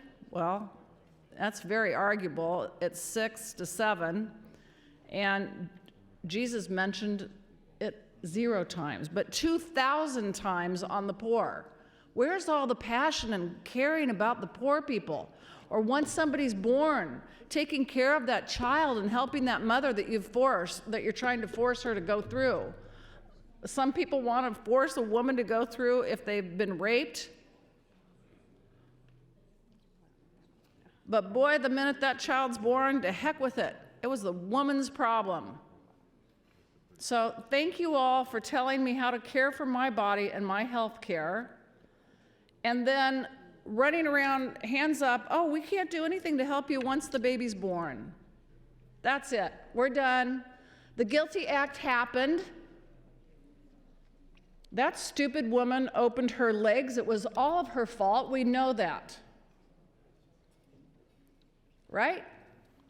So, again, the barriers and the way that we pick and choose and graze through the salad bar of morality and ethics in this body is just astounding to me. 2,000 verses on poor people. 2,000. How many votes have you made to help take care of the poor people in our state? How many votes have you made to actually pay dollars to help people lift themselves up and out of poverty? The Earned Income Tax Credit is a federal tax credit that is a bipartisan credit. We're at 10%, and we're talking about possibly raising it a measly 3%. Check inside your heart about what you are doing for the people of Nebraska who are actually in need. And with that, I'd like to give the rest of my time to Senator Hunt. Thank you, Mr. Lieutenant. Senator Hunt, 1 minute, 2 seconds. Thank you very much.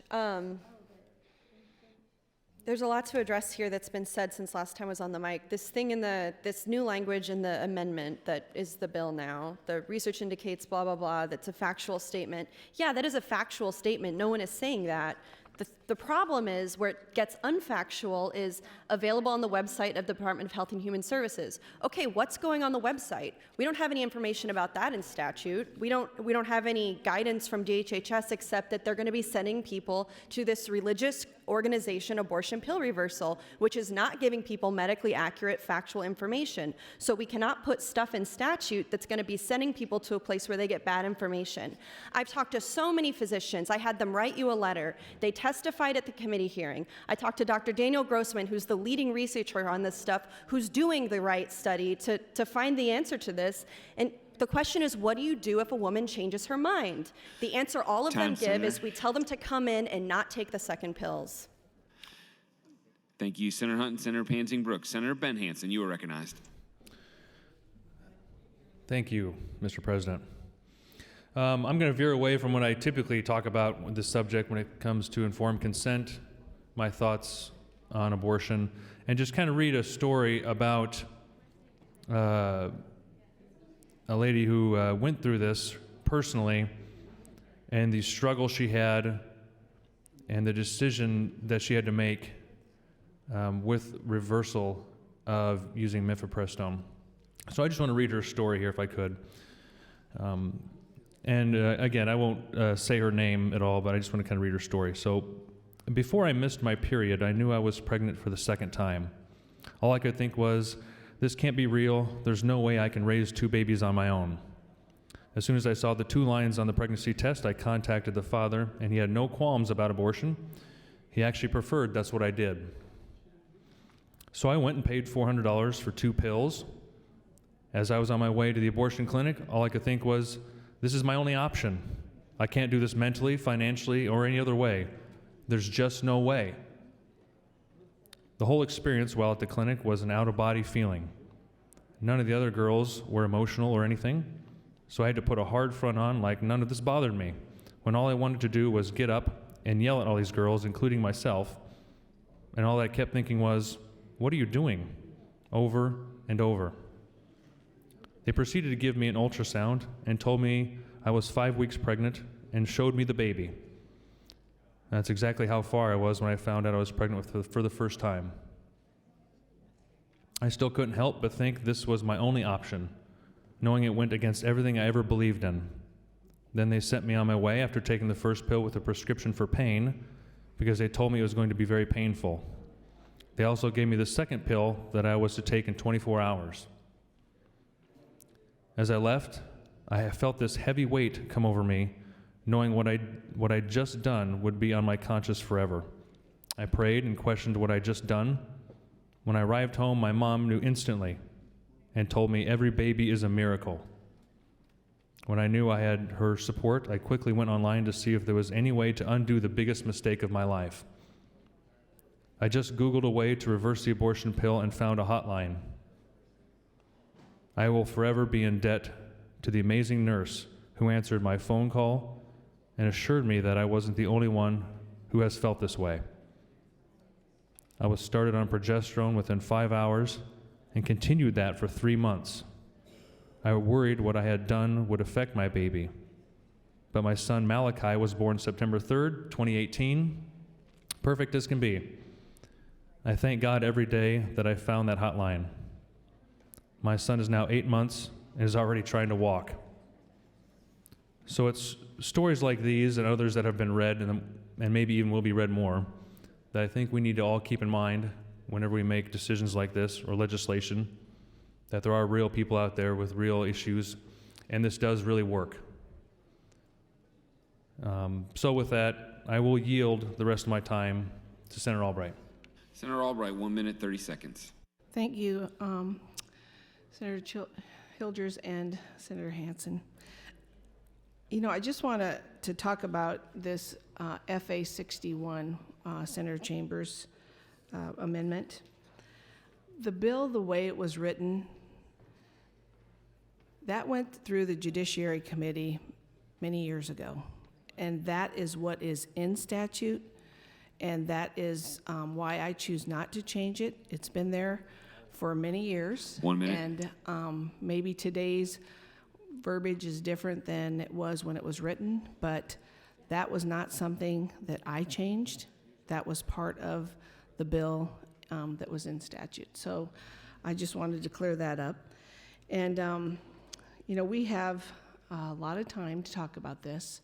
So rather than, getting excited about too many things, I think we're going to go to some of the letters that we've received from different folks. I've probably had more email on this particular subject than any that I've had in the 3 years now that I've been down here. And obviously mine are very positive. I didn't get very many negative ones. So I would like to just do a shout out. I have a Native American that likes to contact me by letter, handwritten letter, and also on the telephone. And he just wanted me to make sure. Time, Senator. I'll talk about that next. Thank you. Thank you, Senator Albright and Senator Ben Hansen. Senator Howard would like to recognize two guests seated under the north balcony, Rachel Lewis and Kate Fiant, both from Omaha. Please rise and be welcomed by your Nebraska Legislature.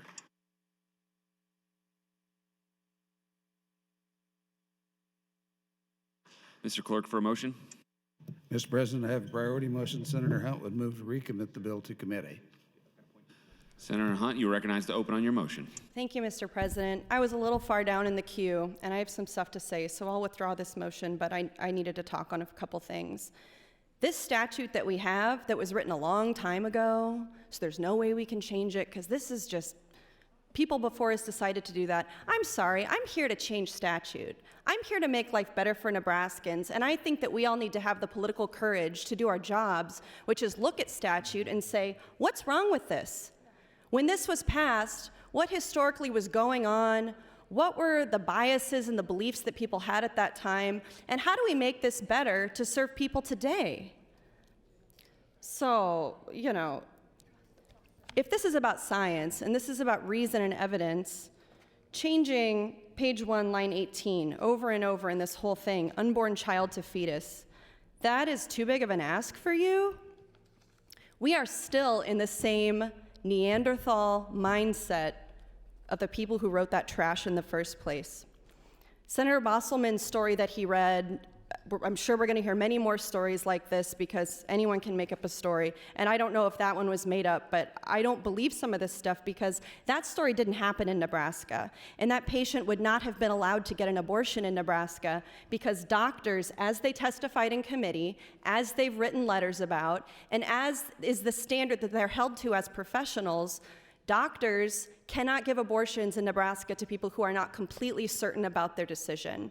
Abortion has the highest decisional certainty rate of any medical procedure at 98, 99%. As I've continually said, that 1% to 2% of people, we care about them, and we want to make sure that we're not giving them information that's not based on science, that could hurt them. We don't have medical evidence that shows the effect of very high doses of progesterone on women who are seeking to reverse an abortion. I called the abortion reversal hotline because I wanted to know what they're telling people. And I talked to a nurse, and then I looked up the phone number that she gave me to call back, and it's a phone number for a church in Colorado. That's where we want DHHS to send people? Are we going to vote on this? And you guys don't even know what it is? I called them. It took me a minute. I looked up the number. That's where she told me to call back. I don't know why. I don't know if that's a clinic. I don't know if that's a crisis pregnancy center, but that's what the number was for. I'm still waiting to hear back from them about which doctor in Omaha could do this reversal procedure because I called because I was trying to learn more about these kits that Dr. Delgado is selling. The nurse I spoke to on the phone said that they sell these kits to doctors. This is the same hotline that DHHS told Senator Wishart they would refer patients to should LB 209 pass. So when somebody proposes a new treatment, the burden is on them to prove scientifically that it works. This is not like a he said, she said between doctors about what we feel in our beliefs can happen. You can believe whatever you want about abortion. That's not anything to do with the argument that I'm making today. But if we're not giving people information that's backed by a rigorous study that we can prove is effective, that we can repeat, that's validated with the scientific community, then there's not enough evidence for us to impose this on citizens. Yes, this language in statute that's new, saying that it may not end your pregnancy if you only take the first pill, that is true, but we don't know that what DHHS is going to tell those patients is true, and that's on us. So you can live with that, I can't, and that's why I threw up this motion. It's really nice that pro-life obstetricians and their association believe this fantasy that abortion can be reversed. I thought that's no longer what the bill is about, but I think that if any obstetrician believes that and they're giving patients that information based on no science, this experimental treatment, they should lose their license because that's nuts. You know who doesn't support this? The American Medical Association, the FDA. They say this is crap because it is. Senator Slama was talking about the Nebraska Statistical Report on Abortions. Well, I've read this too. You know what it says? It says that the number of abortions has been going down. We should agree that's a good thing, right? Maybe it's because of those Choose Life license plates. Or maybe it's because people don't have access to abortion. We don't know if that's a good thing or a bad thing. We don't know if people are choosing to have fewer abortions or if they don't have access to them. What we do know from this report is that we can see that patients under 15 have gotten abortions. We can see the number and percent of total abortions by reason, which includes incest, no access to contraception, no contraception used, sexual assault, socioeconomic, they can't afford to have a baby right now. So I would ask the proponents of this bill, what are you doing to help those women who sought an abortion because of incest, because of sexual assault, because they can't afford to have a baby? Maybe those things like increasing the tipped minimum wage from $2.13 an hour. You know how reasonable I was on that bill? I'm such a flaming liberal. I didn't want to be reasonable on I didn't want to compromise or work on that. I think the minimum wage should be $15. I don't think there should be a sub-minimum wage. You all think that. But I was reasonable and I said, could we take it from $2.13 to $4.50? That was my first ask. No go, non-starter. Could we take it to $3? No go, non-starter. Servers are some of the most well-paid employees in Nebraska, so rich. Well, we know that servers are more likely to be women. They're more likely to be subjected to sexual harassment at work. They're more likely to be in poverty. And it looks like, according to DHHS in this research, a lot of women in poverty get abortions. A lot of women who survive sexual assault get abortions. So what are we doing besides putting little designs on our metal license plates that we screw to the front and back of our car to help these women and tell them that we support the life that they choose to bring into this world? We ask women to make the moral decision to protect life, and then once they bring that life into this world and it's gay life, you can't have a job in Nebraska. We're not going to defend your right to have a job. And then when you're in poverty because you don't have a job, maybe you got caught with a joint once before, you won't be able to get SNAP. So then if you have to work a serving job to support maybe the family you do have, maybe just yourself, you're not going to be able to make a living wage at all. Oh, and you need health care? We all voted to expand Medicaid. I worked hard on that initiative. But we're going to slow walk that, and we're going to make sure there's a work requirement and there's tiered benefits. And then we stand up here and talk about workforce development? My brain is exploding. We want people to move to Nebraska. Senator Merman said that he knows people who move to Nebraska because it's conservative, because people want to live in a place where we have laws like this. And there are a lot of very conservative states that folks can move to. There are some very regressive, trash abortion laws getting passed all over the country. There are states with a low sub-minimum wage just like us. There's other states with no Medicaid expansion just like us. But I'm looking toward the future. I'm a young professional in this state. I'm a single parent. I'm a bisexual atheist. And I'm here in the Nebraska Legislature, and I have the privilege of making laws for all the people in this state, along with all of you, who feel like they're not seen by us in here.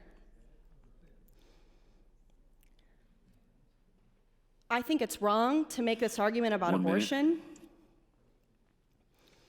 I think that we need to stick to talking about the science and the merits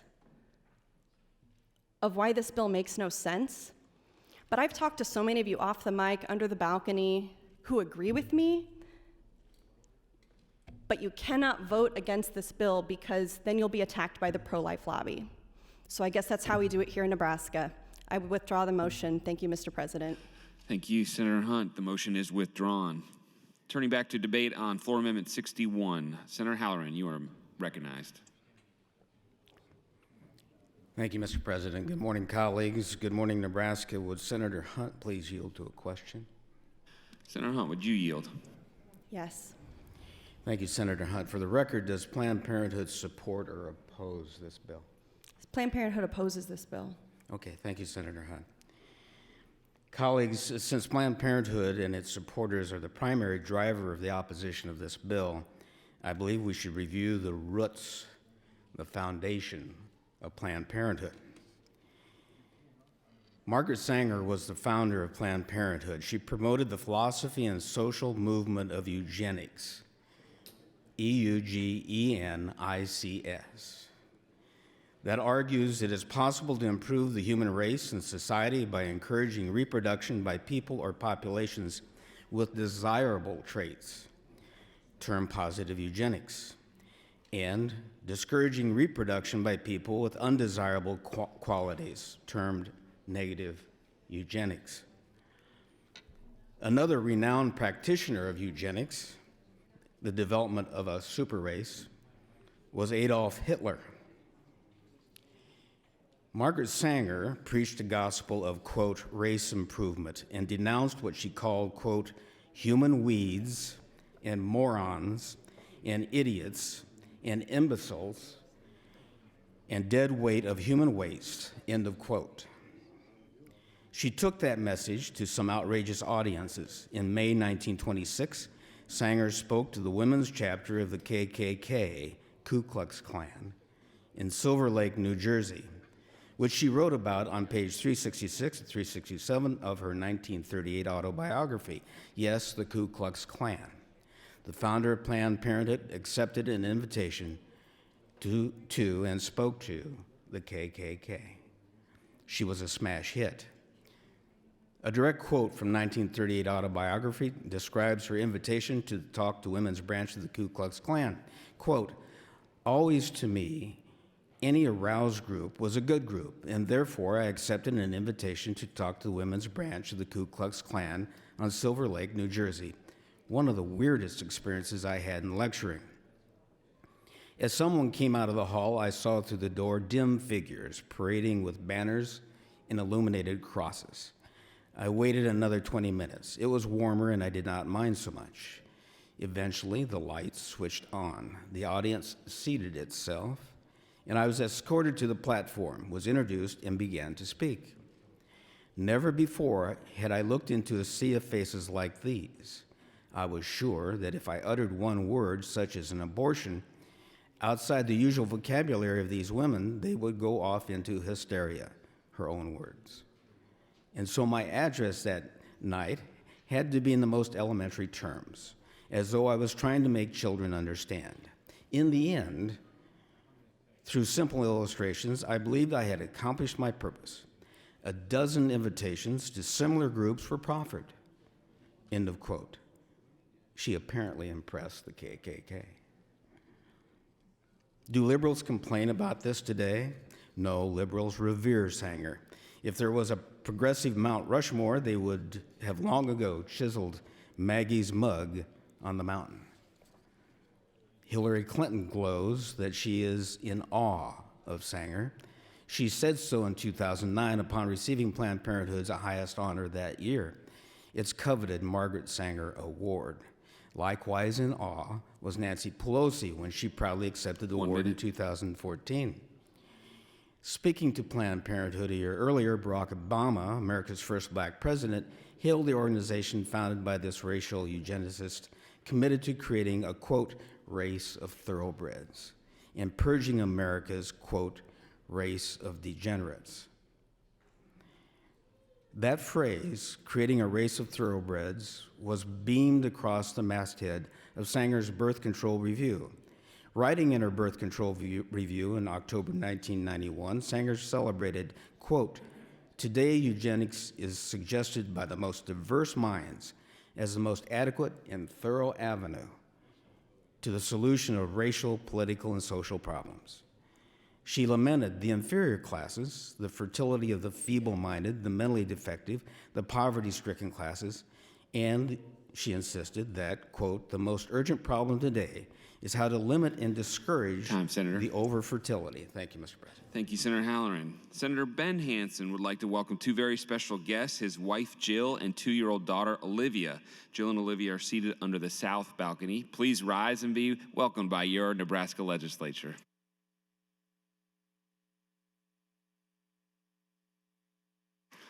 Thank you for coming. Senator Albright, you are recognized. Thank you. Well, while I appreciate all of the debate going on today, I do want to talk about the hotline, and I think it's important that all of us understand that our Department of Health and Human Services, on any bill that we ask them to take care of, the state DHHS website refers people to national hotlines and public and private organizations who can assist with different issues, whether it be suicide, child abuse, disaster relief, Down syndrome. Many, many different issues are given to that particular department to work on.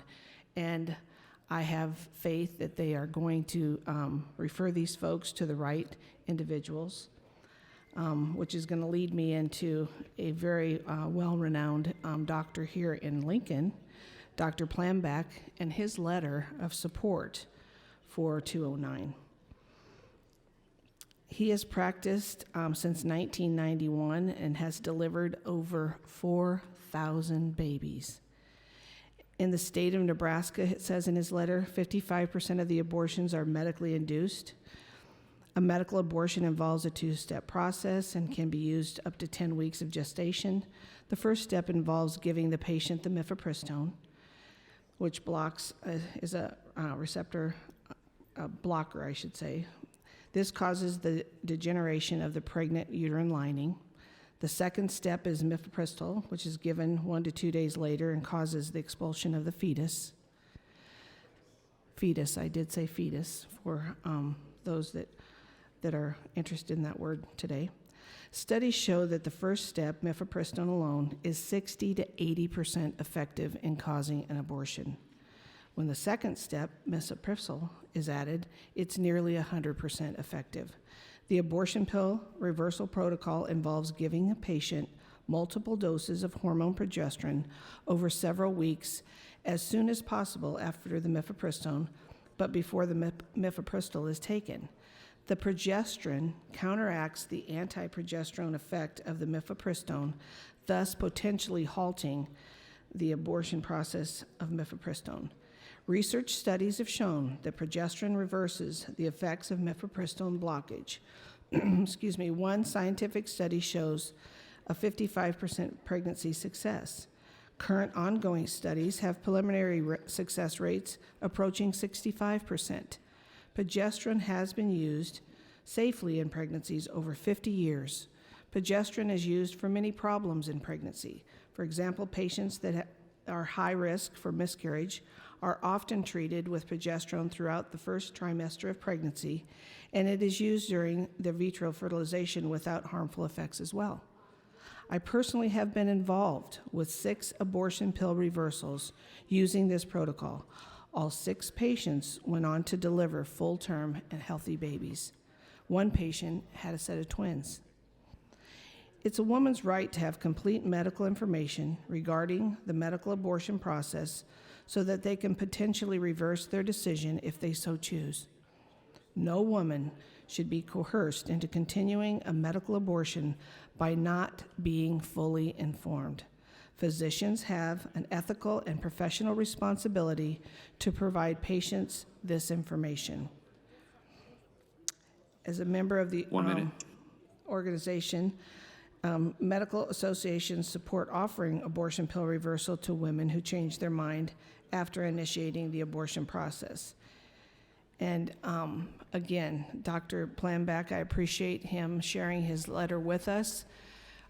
We all do a lot of research behind what we're bringing to the floor, and I think when you get someone from the Lincoln area, I think this is a very powerful presentation of where he's at on LB 209.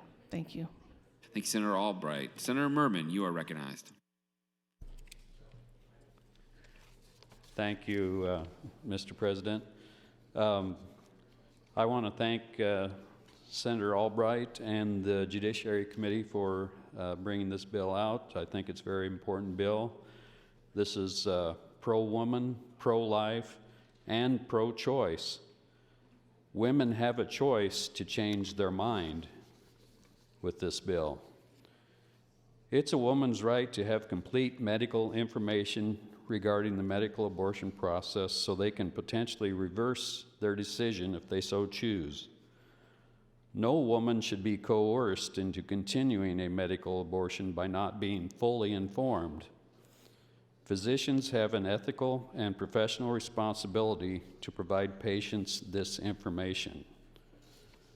Progesterone is a natural hormone that supports healthy development of unborn babies in the womb.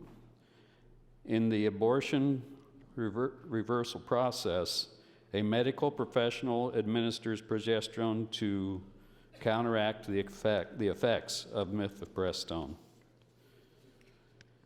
Making sure that medical health professionals provide all the information a patient needs to make a fully informed decision should be something that we should all support. Every woman deserves to be given all of the information she needs when making a decision, especially a decision that is going to end a life. Our state requires that a patient gives consent before undergoing medical treatment. The importance of informed consent should be standard medical practice in any procedure or protocol. Colleagues, I urge your support of LB 209 and yield the remainder of my time to Senator Albright. Thank you. Senator Albright, 3 minutes. Thank you. Senator Hilgers and Senator Merman, thank you. I want to talk a little bit about the case study detailing the successful reversal of the effects of mifepristone using progesterone. And again, this is the Delgado study that is in the medical books. I'll talk a little bit about the background, the objectives, the methods, and the results and conclusions. So the background, some women who take mifepristone, a progesterone receptor, in order to terminate their pregnancies, change their minds and desire to stop the medical abortion process. There are only 2 articles in the medical literature documenting the reversal of the effects of mifepristone. The objective is that we present and analyze a series of women who attempted to reverse the effects of mifepristone by taking supplemental progesterone to determine if the reversal of the effects of mifepristone with progesterone is possible and safe. Additionally, we compared different progesterone regimens to determine relative efficiencies. The methods. This is a retrospective analysis of clinical data of 754 patients who decided to attempt to reverse the medical abortion process after taking mifepristone, but before taking the second drug in the protocol, misoprostol. We followed the patients who were given progesterone in an effort to reverse the effects of mifepristone and conducted statistical analysis to determine the efficiencies of the different protocols compared to the control mifepristone embryo survival rate derived from the literature. The results, progesterone and high dose of oral progesterone were the most effective, 1 minute. with reversal rates of 64% and 68%, respectively. There was no apparent increased risk of birth defects.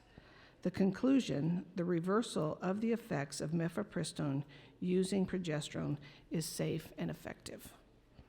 Thank you. Thank you, Senator Albright and Senator Merman. Senator Geist, you are recognized. Yes, thank you, Mr. Speaker. And I'm just going to read real quickly a little bit about a New England Journal of Medicine study. So we, to Senator Hunt's point, may not have the specific evidence that she's looking for that shows that progesterone is the direct effective cause of reversing pregnancy, and there's some debate about that, which is what we're talking about. However, what we do have is medical evidence that progesterone is safe and effective in risky pregnancies. So, if you've taken a drug that is intended to make your pregnancy risky or void, then I think it's a logical conclusion that this study, which is published by the New England Journal of Medicine, so not a quack journal, and certainly one of the most respected journals in medicine, I think that we can look to this as evidence that progesterone can help risky pregnancies. I don't want to read all of this. Let me just tell you what the findings were, because it's told in an article in a story, and I don't want to spend time reading just a story because I know you're hearing all of that, and people get lost in the story. So I just want to tell you what the findings of the study were. And it says, although the study showed that not all women with early bleeding could be helped by taking the hormone, the benefits were greatest among women who had a history of recurrent miscarriages, which is 3 or more, which if you happen to be a woman like that, this is a huge, hopeful message. Among these women, they did this study on 4,000 women. So if you know anything about clinical trials, thousands of people is a good thing. The more people in the trial, the better. Let's see, there was a 15% increase in the live birth rate, with 98 out of 137 women going on to have a baby, compared with 85 out of 148 in placebo. So this was a subset of the larger set. So I'm not going to go into all the details of that, but to show that this study did show that there was an increased efficacy in live birth rate with those who used progesterone. So there is clinical evidence that this isn't quack science. And I kind of want to pivot to another thing that I think gets misunderstood, and I just have to speak from the heart on this, because it's something that's important to me and kind of a lifestyle for me. And I want to say it as delicately as I can. I know that the perceived impression of many people who are not religious find people of faith to be judgmental and hate-filled. I would just submit to you that my experience has been completely opposite of that. Hopefully, my life is evidence that it's opposite of that. I have great compassion for women who have made this very difficult decision. And I say very difficult decision whether they choose to abort or not, which is the reason that I'm compelled to help with crisis pregnancy centers, compelled to love people whether they think differently than me or not. I come at this not as a point of pointing my finger at women who choose this option, but to say there is hope, there is a different choice, and if you choose that different choice, we want to make that evidently clear to you. And with that, I am going to relinquish the rest of my time to Senator Blood real quickly. Senator Blood, 15 seconds. Yikes. Would Senator Chambers yield to a question? Yes. Senator Chambers, do you plan on going 3 hours on your amendment? I'd like at this moment to withdraw my amendment that's pending, having asked the two main people, and they don't support it. Floor Amendment 61 is withdrawn. Mr. Clerk?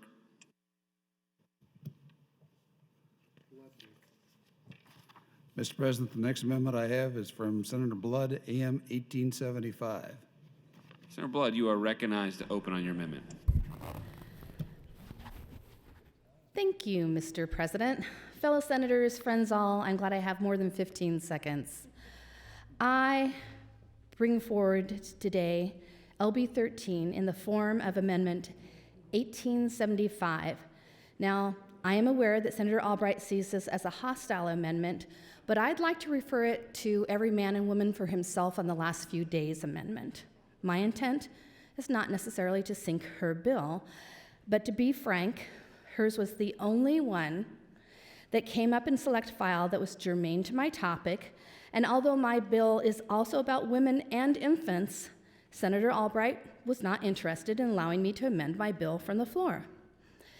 So after the multiple pro-woman, pro-science speeches on LB 209, I thought it would be beneficial to add one sentence in state statute, which is all my bill does, to further protect Nebraska's breastfeeding women, one based on science that is pro-woman and pro-infant. And much like Senator Groney pointed out on Tuesday, this is yet another tool in our toolbox to help push legislation forward. AM 1875 was originally a bill that had gone through a couple of different iterations. Initially, it was designed to make breast pumps, associated supplies, and breast pads exempt from sales taxes, while also ensuring that mothers that are breastfeeding in any public or private location are exempt from Nebraska's public indecency laws. Now, after seeing the bill get tagged with a rather hefty fiscal note because of the tax exemptions, I asked the Revenue Committee to attach an amendment that I brought forward that strips the tax portion but leaves in the public indecency exemption. Now, we all know that breastfeeding tends to be one of the topics, much like abortion, that still manages to stir controversy. Slowly but surely, the states are passing broader laws to protect nursing moms. Now, as I explained to Senator Albright when I had begged her to please amend my bill onto hers, all 50 states and the District of Columbia, Puerto Rico, and the Virgin Islands all have laws that specifically allow any woman to breastfeed in any public or private location. However, 30 additional states, the District of Columbia, Puerto Rico, and the Virgin Islands, take it one step further and specifically exempt breastfeeding from public indecency laws. Nebraska is not among those 30 states, and I find that concerning. Now, I know Senator Albright passed out something from Chapter 20 that shows that you do have the civil right, as I just said, to breastfeed your child anywhere that you have the legal right to be. But that does not prevent someone, if you look at state statute, if somebody is affronted by what you're doing, they can ask for you to be cited. That is not acceptable. That is not considered best practices amongst the breastfeeding community in the United States, nor under NCSL and their breastfeeding movement. The laws across the United States are frankly a patchwork, and I believe that needs to change. Breastfeeding may not be the right choice for all mothers, but it's definitely the best choice for all babies. Health professionals and public health officials promote breastfeeding to improve infant health. It's good science, it's pro-mother, it's pro-baby. LB 209 is being touted as pro-woman and pro-science, and I want to be sure to share some science and the importance of my cause through a long list of medical and community professionals. So I provided all of you with some of the information given to the Revenue Committee on the day of the hearing. In that packet, you will note the quote from a pro-life advocate, Kathy Smith, who's also from Bellevue, who stated, "Please, Nebraska, do not chip away at the sanctity of life by taking away the very basic necessity of a meal. The most perfect meal that can be provided by his mother, when a mother needs to go out in public to run errands, grocery shop, run older children all over town, a baby's gonna get hungry, and his mother should not feel scared, intimidated, ostracized for needing to provide this life-giving necessity. Breast milk contains antibodies that protect infants from bacteria and viruses. Science. Breastfed children have fewer ear, respiratory, and urinary tract infections and have diarrhea less often. Infants who are exclusively breastfed usually have fewer health care visits, prescriptions, and hospitalizations, resulting in a lower total medical care costs compared to breastfed infants. Breastfeeding also provides long-term positive effects for the mother, including an earlier return to pre-pregnancy weight and a reduced risk of premenopausal breast cancer and osteoporosis. Again, more science. Now, you may be aware that Nebraska went through a period not too long ago where we were faltering when it came to supporting our breastfeeding moms. Now, as a result, there's been a variety of successful efforts in our medical community and at the state level to move Nebraska forward to embrace the breastfeeding community.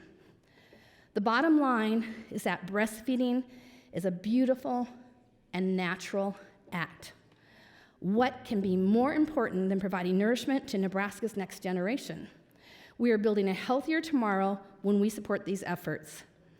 Now, I've always found it a very interesting dichotomy that we are very vocal when we refer to Nebraska as a pro-life state, but tend to pass over many opportunities to embrace this new life and their families.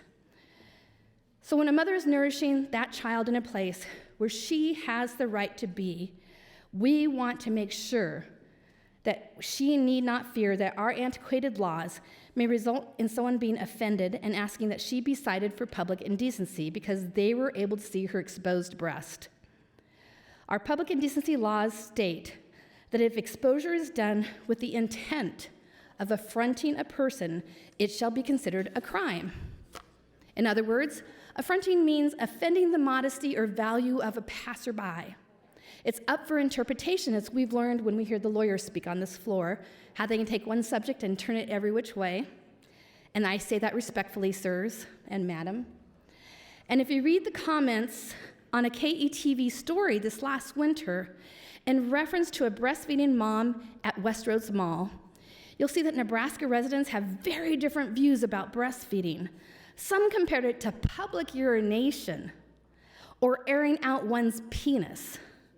Others demanded that all moms breastfeeding be covered by blankets, regardless of the temperature, or do it in a private. It was made clear that there were some who may be offended and choose not to look the other way, but may ask for the breastfeeding mom to be removed, put on notice, or humiliated. That's not right. That is not what Nebraska is about. We're a pro-life state. As Senator Slama says, are you brave enough to support this? Do you got the guts to support this? This is just common sense law. A breast is no different than an arm, a leg, a foot. Mary fed Jesus. The Pope encourages mothers to feed their hungry, crying children in the Sistine Chapel during Mass because it is a beautiful and natural expression of love and bonding. And as policymakers, we need to be sure that our legislation supports this natural act because it is what is best for Nebraska's newest generation. What a wonderful bipartisan statement we can make when we show our mothers that we see them, we hear them, and we appreciate them providing nourishment, love, and care for Nebraska's babies. Today, when you vote green on AM 1875, you are only voting to add the exemption for breastfeeding women to our public indecency laws. As we spoke this week about our limited workforce, know that these young families that look to relocate do look up laws in reference to their families. Nebraska is on the record as not being one of the states that exempt our moms from this potential humiliation.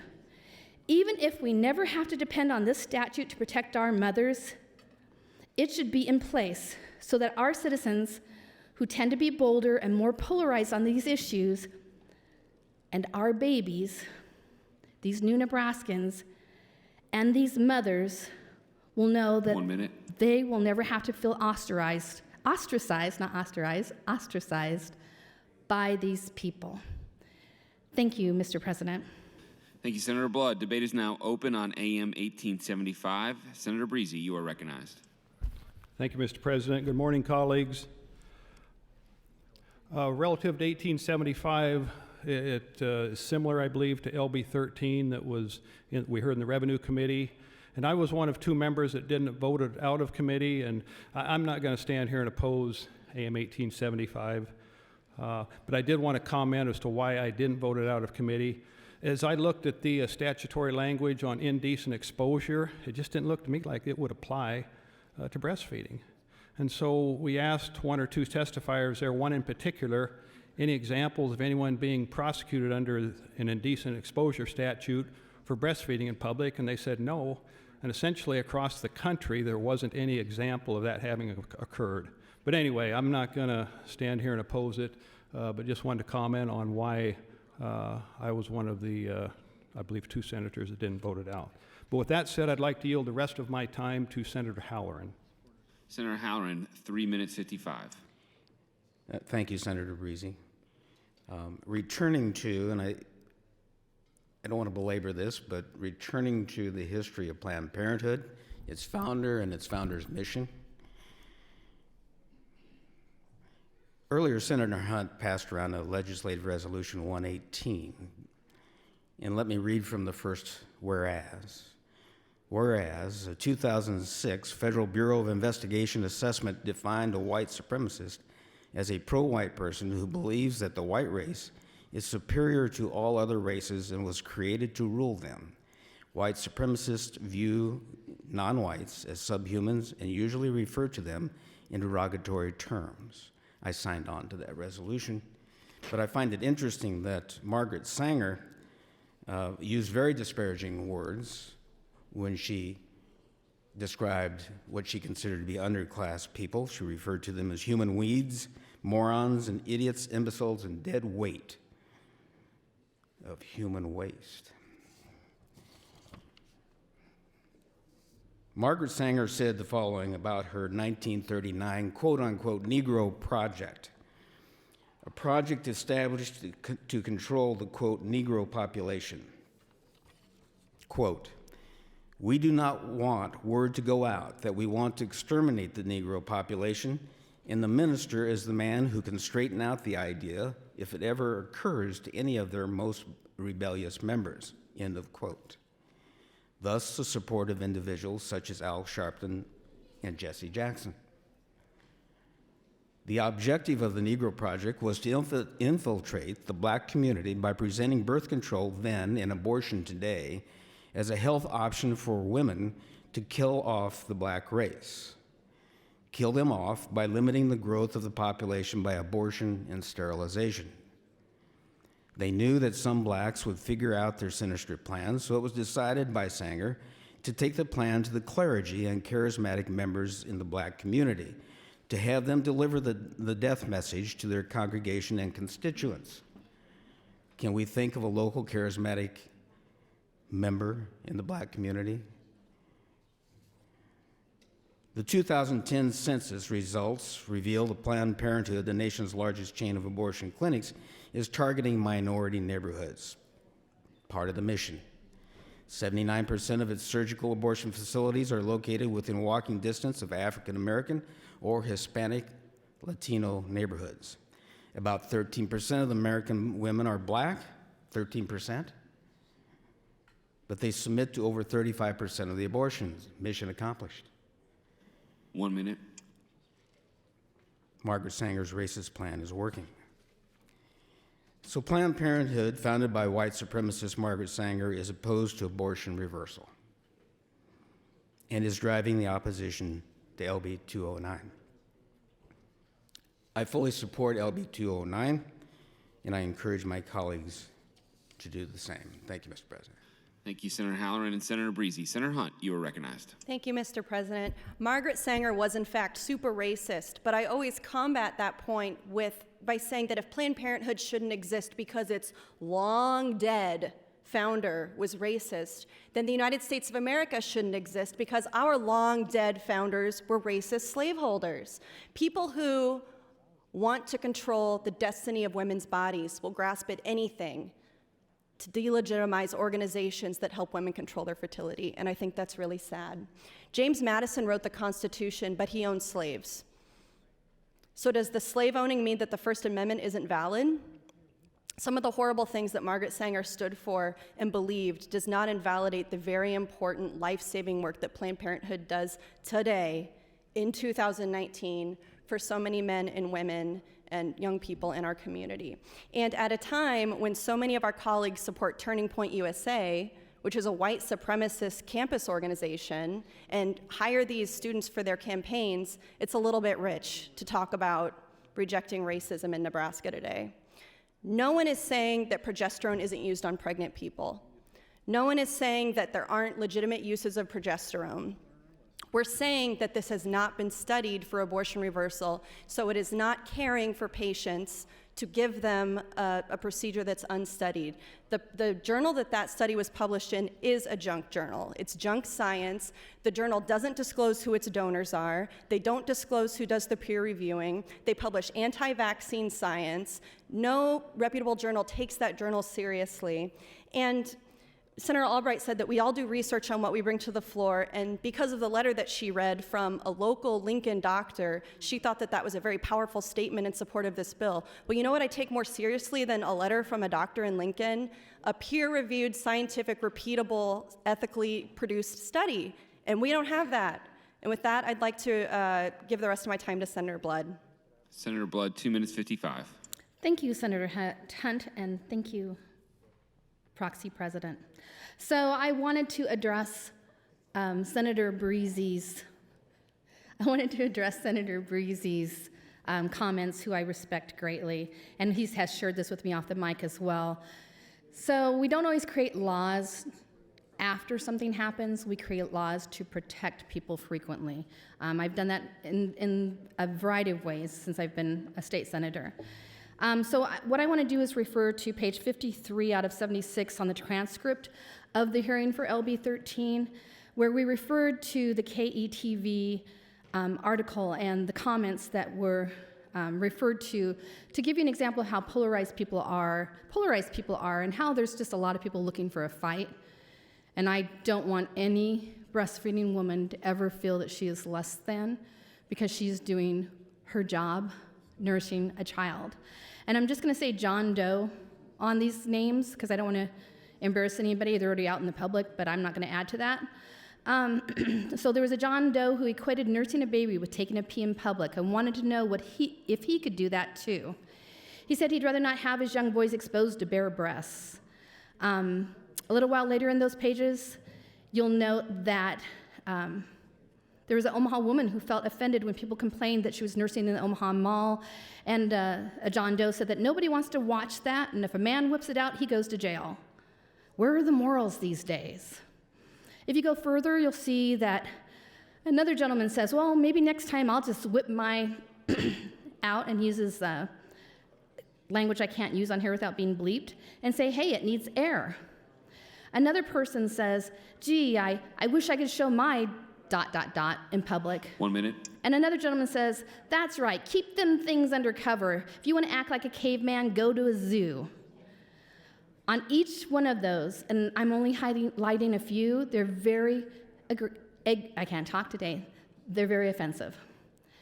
These individuals are entitled to feel affront by a woman feeding her child, and if they feel affronted, they can call 911 and ask for that woman to be cited. I look forward to sharing more information with you on my next turn to speak. Thank you, Senator Blood and Senator Hunt. Senator Hughes, you are recognized. Thank you, Mr. President. I'd yield my time to Senator Albright. Senator Albright, 455. Thank you, Senator Hilders and Senator Hughes. Senator Blood, AM 1875. We discussed it. You chose to do it anyway. That's where I don't find it a friendly amendment. I certainly care about breastfeeding. I care about women, but I really care about getting that baby here first before they get to make a choice on breastfeeding. It's come to my attention that your bill, you're trying to prevent someone from being sued for indecent exposure, if I'm correct, but it's already in statute 20-170, a mother, the right to breastfeed her child, notwithstanding any other provision of law. A mother may breastfeed her child in any public or private location where the mother is otherwise authorized to be. You know, I know we're nearing the end of the session, and the longer we talk, the less we get to talk about anybody else's bills. I will leave it up to everyone else to decide, because I can certainly ask the chair about germaneness, but I'll give you this one. Now, if somebody elects to put it on 209, that's their prerogative. But I don't believe when we visit with each other and you want to put it on there anyway, doesn't build a lot of trust with each other. This is a great bill, a very wonderful bill, but it can stand by itself. So tacking things on, I believe a bill needs to stand on its own merit. So with that, I will talk a little bit more about our study and our science, because I don't believe that people in this room understand enough about the study and how it got to into the issue of law in medicine in 2018.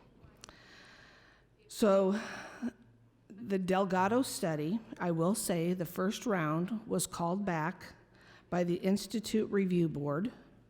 They had given Dr. Delgado the standard board waiver for his study, notified him that they would need to temporarily pull his study pending a needed correction. In his application, the Institute Review Board, Dr. Delgado had submitted a date range for his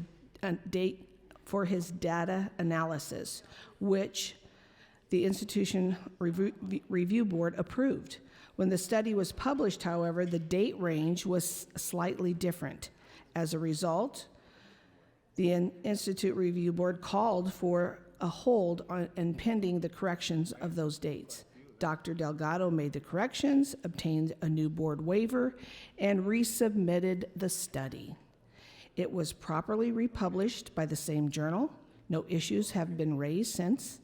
All attacks on the study have been attempts to smear it based on quickly corrected technical error that was described above. That having been said, the study findings are important.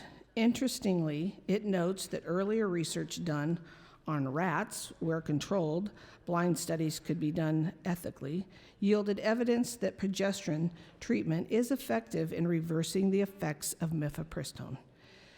It then goes on to the cases series conducted for the study, in which 754 women participated, showing a success rate of 64 to 68% for injections and oral administration of progesterone, respectively, in saving pregnancies threatened by mifepristone. The study is only 11 pages long, including endnotes. I know that if anyone would like a copy of it to review, I have it here with me. I know that in the beginning, we are now on hours probably 8 or 9. So we had 2, 3 hours, 6, 7, 8. We've got some time left, but if you would like to review this over your lunch, easy reading, I'd be happy to share it with you. But I don't want to discount a study that's out there that other doctors are looking at and yielding their feelings about progesterone to this particular study. These women all signed off to be a part of the study, and I don't think it should be discounted. Thank you. Thank you, Senator Albright and Senator Hughes. Senator Linehan, you are recognized. Thank you, Mr. President. I rise in support of LB 209, and I want to thank Senator Albright for all her hard work on this issue since she's been here in the legislature. She's been a leader and spent a great deal of time on what I consider one of the most important subjects that we could discuss. I know there's strong emotions on both sides of this issue, but I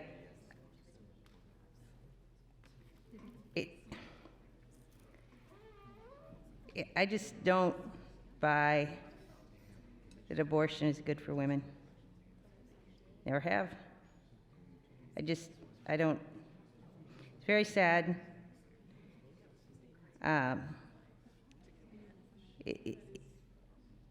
Women should never be left in such a lonely place that they feel they don't have choices and all alone. I'm not as probably eloquent on this as I would like to be, but I do appreciate the very hard work of Senator Albright and others who've been here this morning working on this. And I'm going to yield the rest of my time to Senator Albright so she can continue to inform us. Thank you, Mr. Senator Albright, 3 minutes 30. Thank you, Senator Hildress. Thank you, Senator Lenahan. I appreciate those words. You know, we have had a lot of people working on this. I appreciate the Judiciary Committee and the leadership that Senator Lathrop had taken on to make certain that this would comply with law and not be challenged. And I appreciate the 5 senators who helped get it out of committee. Senator Brandt, Senator Wayne, Senator Slama, Senator Lathrop, and Senator DeBoer. Thank you for your hard work, for their staff. The council did an outstanding job. Josh worked with all of us. And you know, when work like this goes into something and people absolutely from the heart will stand up and share some of their stories and understand that we're going to make this the best we can. This is not about taking abortion away from anyone. Every woman still has that right to choose, but she also needs that right to make the right choice for herself by knowing that there are other options for her. And we need to be there to carry them through this, whether it's, you know, trying to make a decision that is the most difficult one of her life, that she's going to be raising a child, and we're going to be standing next to her.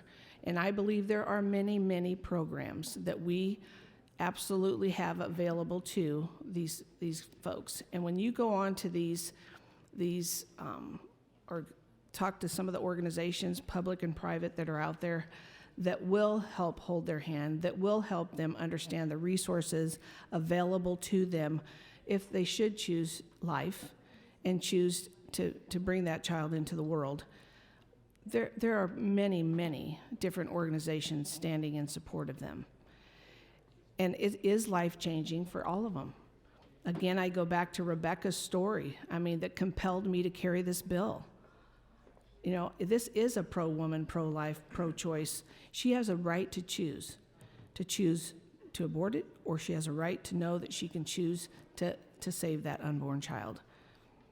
And that's what this bill's about. When Rebecca came and talked about her story, that yes, she did go online 6 years ago, I guess I'm not quite as resourceful when it comes to all the technology that's out there, but 6 years ago, that young woman made that decision after taking that first pill in her car to text or to Google, reversing the abortion pill.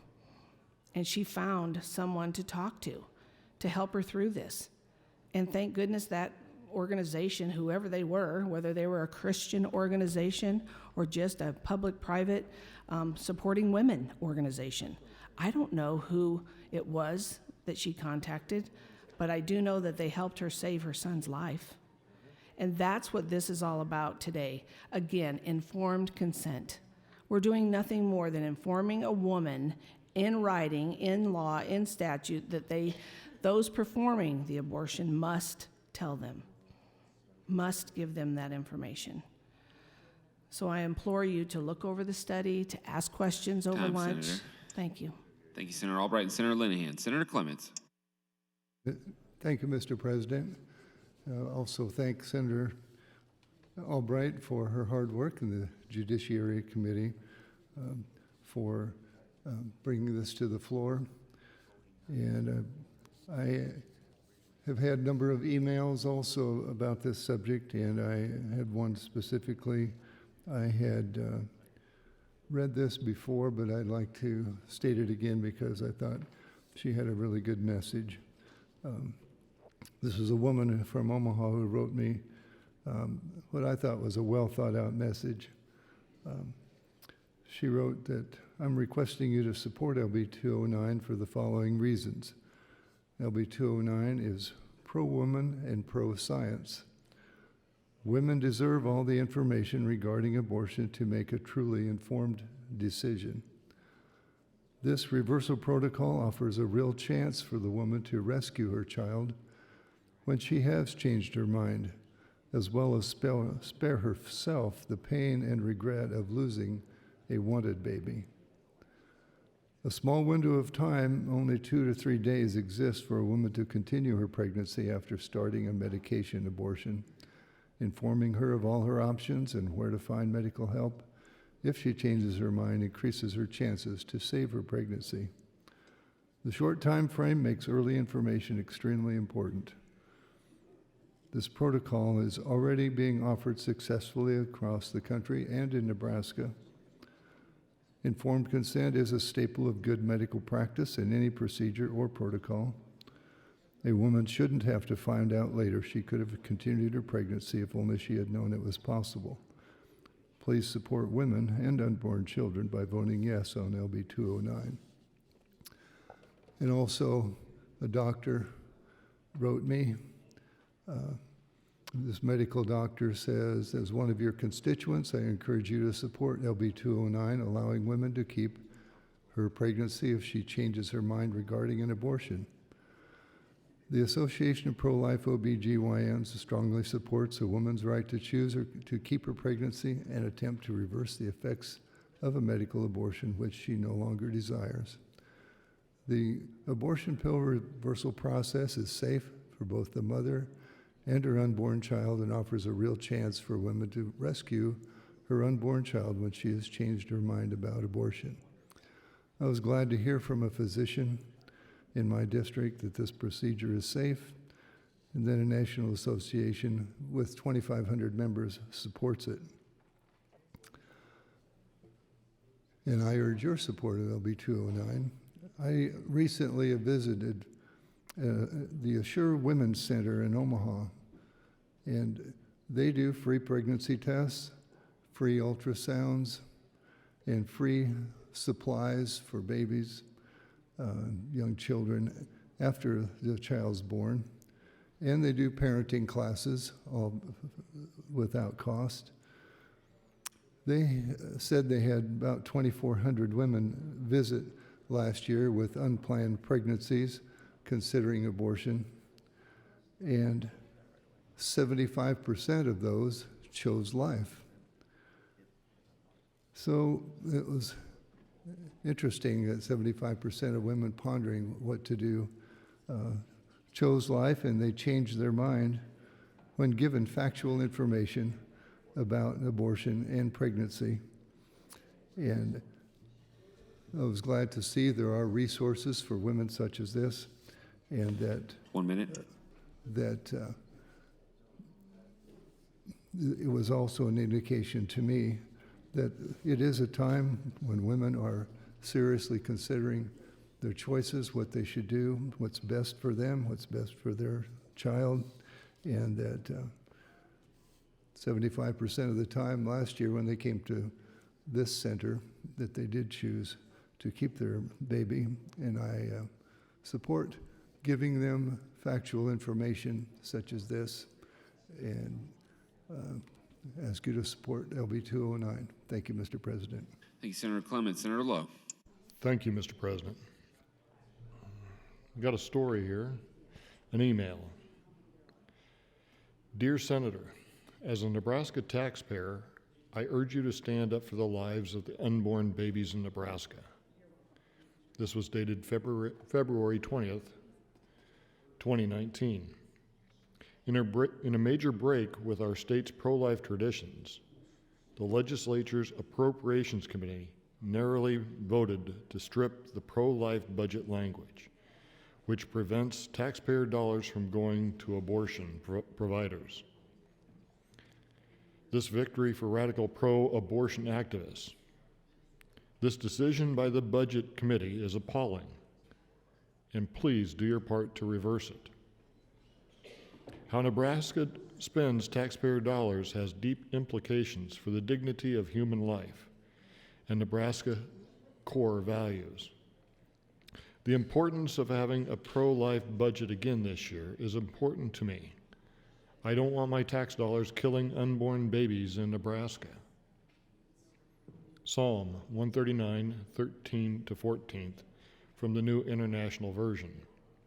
For you created my inmost being.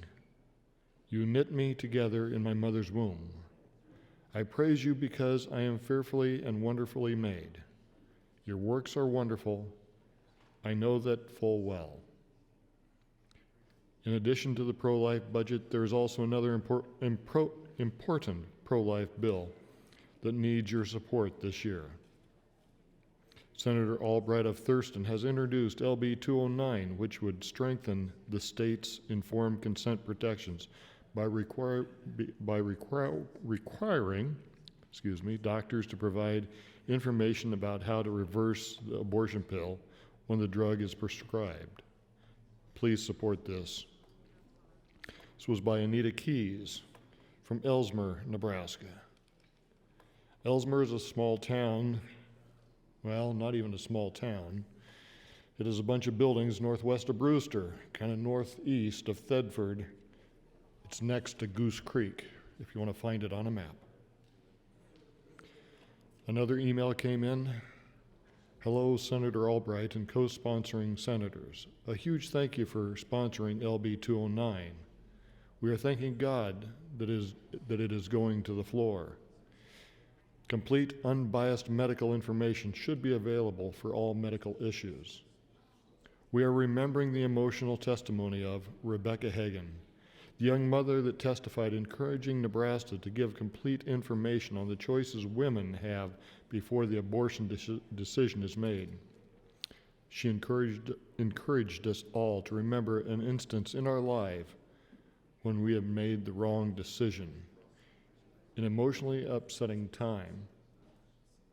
Each of us have experienced that dreadful feeling and regret. Everyone deserves a second chance to correct a wrong decision. LB 209 is the second chance to save 2 lives, the baby and the mother. Thank you to each of you for supporting LB 209. It's by Denny and Charlene Edmondson.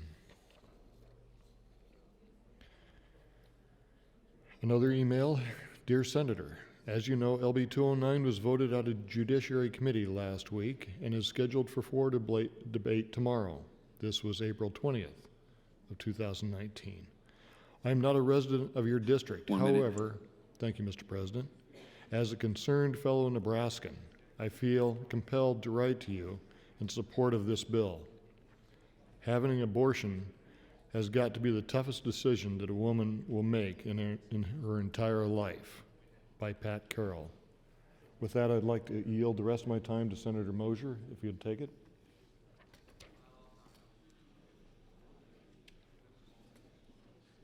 Mosier. Senator Mosier, 30 seconds. Thank you. I support 209. This bill gives women the information about how to increase the chance of their pregnancy continuing if they change their mind about aborting their baby. If even one woman successfully reverses her abortion decision after changing her mind, I think this bill is worthwhile.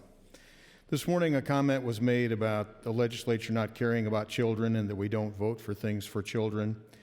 The Department of Health and Human Services spends $1.75 billion on social service programs. Thank you. Thank you, Senator Mosier and Senator Lowe. Senator Bostelman. Thank you, Mr. President. I stand fully in support of LB 209, and I appreciate what Senator Albright has done and is doing with this bill, and for the supporters here. I'm wondering if Senator Mosier would yield to a question. Senator Mosier, would you yield? Yes, I would. Senator Mosier, I'd be interested in hearing the rest of what you have to say. Well, thank you. I was just going to talk some more about caring about children.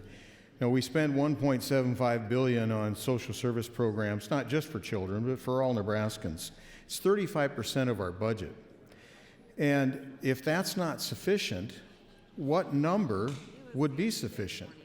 We have budget problems as it is. We struggle to find money for programs. We struggle to prioritize things to fit into the budget. We need to do a better job with how we spend that money, not spend more money. And I think some of the senators, I think last night and this morning, have gotten kind of into a lecture mode because we don't necessarily agree with everything they think. But I think we have to respect the fact that there's a diversity of views in the legislature, and not everybody thinks like any one of us senators thinks. I think I got elected from a district that thinks a lot like I think, or I wouldn't have won. I had 5 opponents, and out of 5 opponents, I got 40% of the vote the first time or more, and I got 65% of the vote in the general election. So what I say and what I think here is what my citizens in my district think. And so don't disrespect what they think because it disagrees with you. Thank you. Thank you, Senator Mosher. I'm glad that you were able to finish what you said. I do believe that every individual, before you go through a procedure, whatever it is, an operation, whatever it is, needs to have all the information provided to them of fully what you're doing, what the risks, what the potentials are, what your options are. I know as I have had a number of surgeries myself, those are things that I always wanted to make sure to ask the doctor. The doctor provided for me. The doctor always went through everything with me to make sure I understood what the complications were, what the outcomes could be, what the risk might be, and provided me as much information as he or she could so that I was able to make a decision on that procedure that was best for me and for what I was doing with that, that procedure, that operation that I was facing. And I think it's very important what we're talking about here today and what Senator Albright is trying to do here today is just make sure that that individual, that woman, has that opportunity to know where they can go and find out more information if they so desire. It's giving them all the information that they should receive before having any procedure done, and that seems to be what is being argued on both sides here. In some extent, it's just about what exactly that needs to be stated to the woman. Is that, do they keep this information from her about there is an opportunity?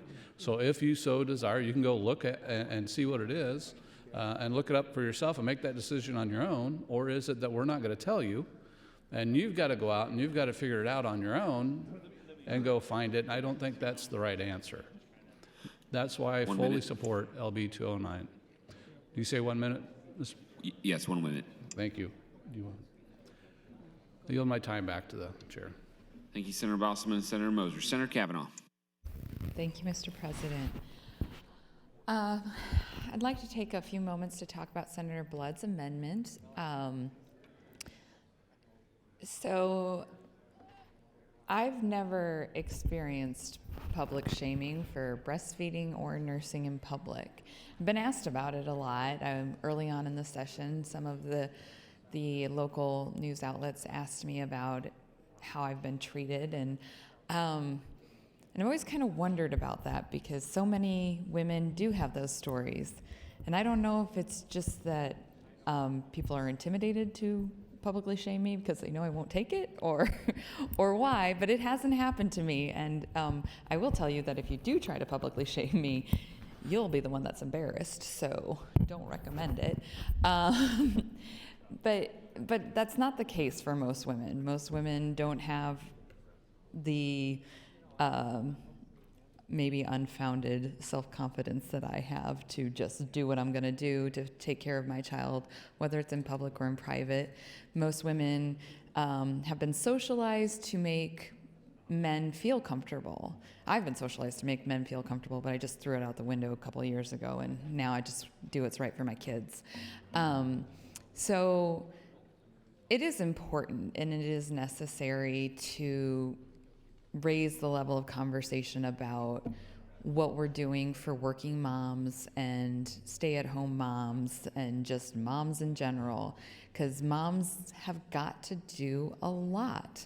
We have to take care of our kids and we have to take care of business in a different way than other people do. And it's a balancing act, and it's hard and it's exhausting, and I drink a lot of coffee as a result of it, but you just push through. I'm not the only one in this body that does it. I'm not the only parent in this body.